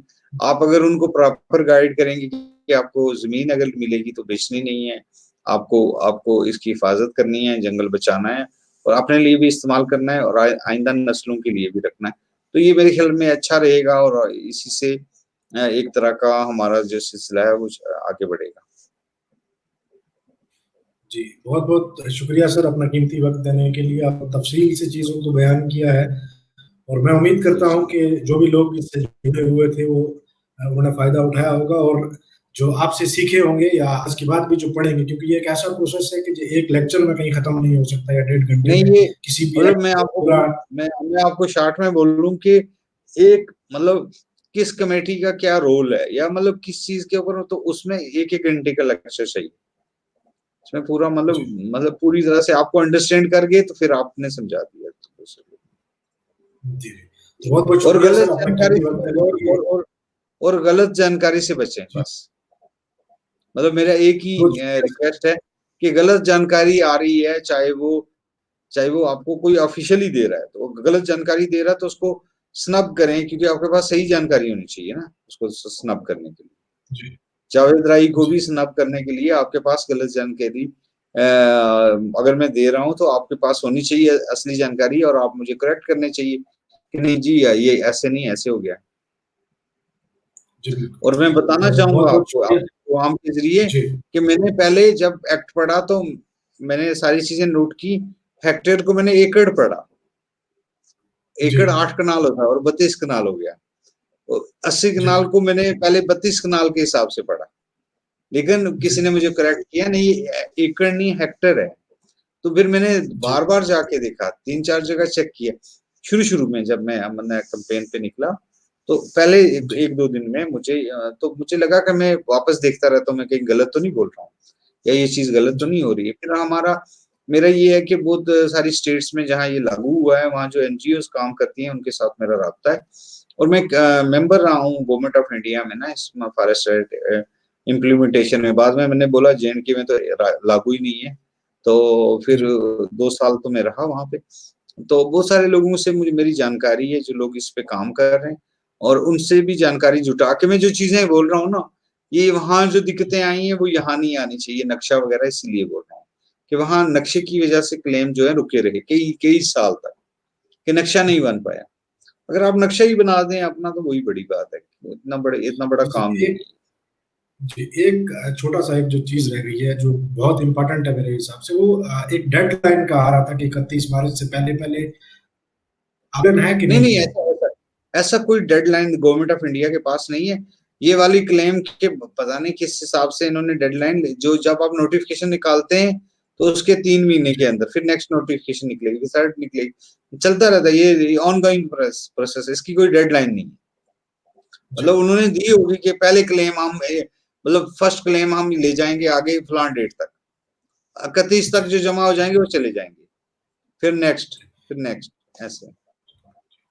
तो पूरे इंडिया बहुत-बहुत में चल शुक्रिया रहा है, सर अभी भी आपका। चल रहा जी, जी। है। जी, जी। बहुत-बहुत शुक्रिया आपका अपना कीमती वक़्त कोई देने बात के लिए। इंशाल्लाह अगर फ़र्दर आपकी ज़रूरत पड़ेगी तो आपसे सीखने के लिए हम बिल्कुल, आप आते हैं। आपके कहीं भी तालमेल किसी हाँ, आगे-आगे चल के अगर आप एक-एक टॉपिक पे भी करेंगे ना अलग-अलग से, तो जी, उस पे भी बात कर सकते हैं कि भई दावे जमा करने के बाद क्या होगा? मतलब ये बहुत सारे जी, क्वेश्चन है ना लोगों केसेस जी, में क्या जी, करना चाहिए वगैरह-वगैरह। किस जगह पे क्या दिक्कत आएगी मैं इस वक़्त मतलब काफ़ी चीज़ें छोड़ रहा हूँ शॉर्ट-शॉर्ट करके कि मतलब जी, लोगों को काफ़ी लंबा हो गया ऑलरेडी प्रोग्राम, तो आगे भी करेंगे। जी, आपका बहुत शुक्रिया, आपने मुझे इनवाइट किया और मुझे वो मौका दिया यहाँ बोलने का आपके इस प्लेटफ़ॉर्म पे। मैं आपका और तमाम स्कॉलर्स का और ख़ास करके जो हमारी फ्रेटर्निटी है वहाँ पे मौलाना आज़ाद ओपन यूनिवर्सिटी में या फिर दूसरी जगहों पे जो नौजवान मिल के ये काम कर रहे हैं, मैं उनका शुक्रगुज़ार हूँ। आपका ख़ास तौर पर अताउल्लाह नियाज़ी साहब, आपके लिए बहुत सारी दुआएँ, आपने ये इनिशिएटिव लिया। Thank you very much. Thank you very much. Okay, bye. जी। हमारे साथ जावेद राई साहब थे अभी जिन्होंने बहुत कीमती इन्फॉर्मेशन हमारे बीच दी, तो फॉरेस्ट राइट एक्ट पे। तो मैं यही अल्फाज कह के आपसे बात खत्म करूँगा कि जिस तरीके से उन्होंने बताया कि जो पढ़ा-लिखा तबका है उसका क्या रोल है, हमें ज़रूरत है कि इस वक़्त एज़ अ स्टूडेंट इस चीज़ को पढ़े, समझे। और उसके बाद जो सोसाइटी में जाके जिन लोगों को नहीं पता है, जहाँ अवेयरनेस की ज़रूरत है, वहाँ जाके हम लोगों को समझाने की कोशिश करें।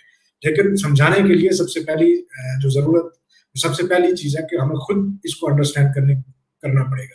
क्योंकि राय साहब ने जैसे कहा था कि एकदम इसको पहले मतलब पेज पे अगर आप एक पन्ना पढ़ के पूरे एक्ट को समझने की कोशिश करेंगे तो शायद समझ में ना आए। तो आज हमारी पढ़े-लिखे तबके की ज़िम्मेदारी बनती है, जितने भी कम्युनिटी के इंटेलेक्चुअल हैं या रिसर्च स्कॉलर हैं, जो स्टूडेंट्स हैं डिफरेंट यूनिवर्सिटीज़ में, उनका आज ये ज़िम्मेदारी बनती है कि इस एक्ट को पढ़ें, इसको समझने की कोशिश करें, फिर वापस जाके सोसाइटी में जो हमारा रोल है समझाने का, जो अवेयरनेस का, वो एक बहुत बड़ा रोल बनता है, हमें वो काम जो है वो करना चाहिए। तो मैं माज़रत चाहता हूँ, बहुत सारे सवालात ऐसे थे जो शायद एक एपिसोड में ये पूरा फॉरेस्ट राइट एक्ट को नहीं समझा जाएगा। हम इंशाअल्लाह फॉरेस्ट राइट एक्ट पे जो सीरीज़ ऑफ लेक्चर्स करेंगे, ये हमारा पहला था, इंशाअल्लाह नेक्स्ट हम किसी और स्पीकर्स के साथ या जावेद राई साहब को भी अगर फर्दर आपके जो सवालात हैं उनको हम इकट्ठा करेंगे। अगर उनकी भी ज़रूरत पड़ी तो इंशाअल्लाह हम दोबारा से उनको जो है बुलाएँगे, तो जो आपके सवालात हैं उनके सामने रखेंगे। आखिर में जो जितने भी सामीन जो लाइव जुड़े हुए थे हमारे साथ, मैं उन सबका शुक्रिया अदा करता हूँ कि आपने जो है अपना कीमती वक़्त निकाला इस चीज़ को अंडरस्टैंड करने के लिए। तो उसके बाद मैं मुबारकबाद पेश करता हूँ जो लिटरेरी सर्कल जो एक फ़ेसबुक पेज बनाया था, एक कोशिश की थी हमने चंद दिन पहले जिसमें मौलाना आज़ाद नेशनल उर्दू यूनिवर्सिटी के रिसर्च स्कॉलर्स, कुछ टीचर्स जो खिताए पीर पंजाल से ताल्लुक़ रखते हैं, उसके बाद जेएनयू से हमारे जो रिसर्च स्कॉलर हैं जिसमें मसूद अज़हर भाई का काफ़ी रोल रहा, तो जामिया से जो हमारे रिसर्च स्कॉलर्स हैं उनका भी काफ़ी रोल रहा। तो मैं उन सबको मुबारकबाद पेश करता हूँ। लिटरेरी सर्कल की पूरी टीम को मैं मुबारकबाद पेश करता हूँ, जिन्होंने ये इनिशिएटिव लिया और मौका दिया फॉरेस्ट राइट एक्ट को समझने का, उस पे ये डिस्कशन जो है इस पे बात करने का मौका दिया। और मैं उम्मीद करता हूँ इंशाअल्लाह ये वादा भी है कि नेक्स्ट फ्यूचर में इंशाअल्लाह हम बाकी स्पीकर्स के साथ भी हम जो है आपसे रूबरू होंगे। इस फॉरेस्ट राइट एक्ट को खुद भी अच्छे से समझने की कोशिश करेंगे और आप तक भी जो हमारे पास इन्फॉर्मेशन आएगी उसको आप तक भी पहुँचाने की कोशिश करेंगे इंशाअल्लाह। तो मैं आप तक ये पैगाम पहुंचाऊं, इंशाल्लाह नेक्स्ट जो हमारा एपिसोड होगा वो हम जफर चौधरी साहब जो जर्नलिस्ट हैं द डिस्पैच जो चला रहे हैं उनके साथ, आपके साथ जो है हम रूबरू होंगे इंशाल्लाह जल्दी। उसकी इंफॉर्मेशन अब हमारा जो फेसबुक पेज है लिटरेरी सर्कल जो अदबी गोशा के नाम से है, जिस पे आप लाइव देख रहे हैं, उसको लाइक करें। हम सारी इंफॉर्मेशन उस पर आप तक पहुंचाएंगे और होता रहेगा। तो हम नेक्स्ट एपिसोड में इंशाल्लाह जफर चौधरी साहब को इनवाइट करेंगे। जितने भी हमारे रिसर्च स्कॉलर्स हैं जो फॉर राइट्स एक्ट पे काम कर रहे हैं, जिनकी रिसर्च पीएचडी की इसी पे है, हम उनको भी जो है रुजू करेंगे, वो भी आपसे जो है मुखातिब होंगे इंशाल्लाह। तो मैं इन्हीं अल्फाज के साथ एक बार फिर से लिटरेरी सर्कल अदबी गोशा की पूरी टीम का शुक्रगुजार हूँ और आप सबका शुक्रिया अदा करता हूँ कि आपने इस प्रोग्राम को इतना कामयाब बनाया। शुक्रिया। अस्सलाम वालेकुम। Good evening.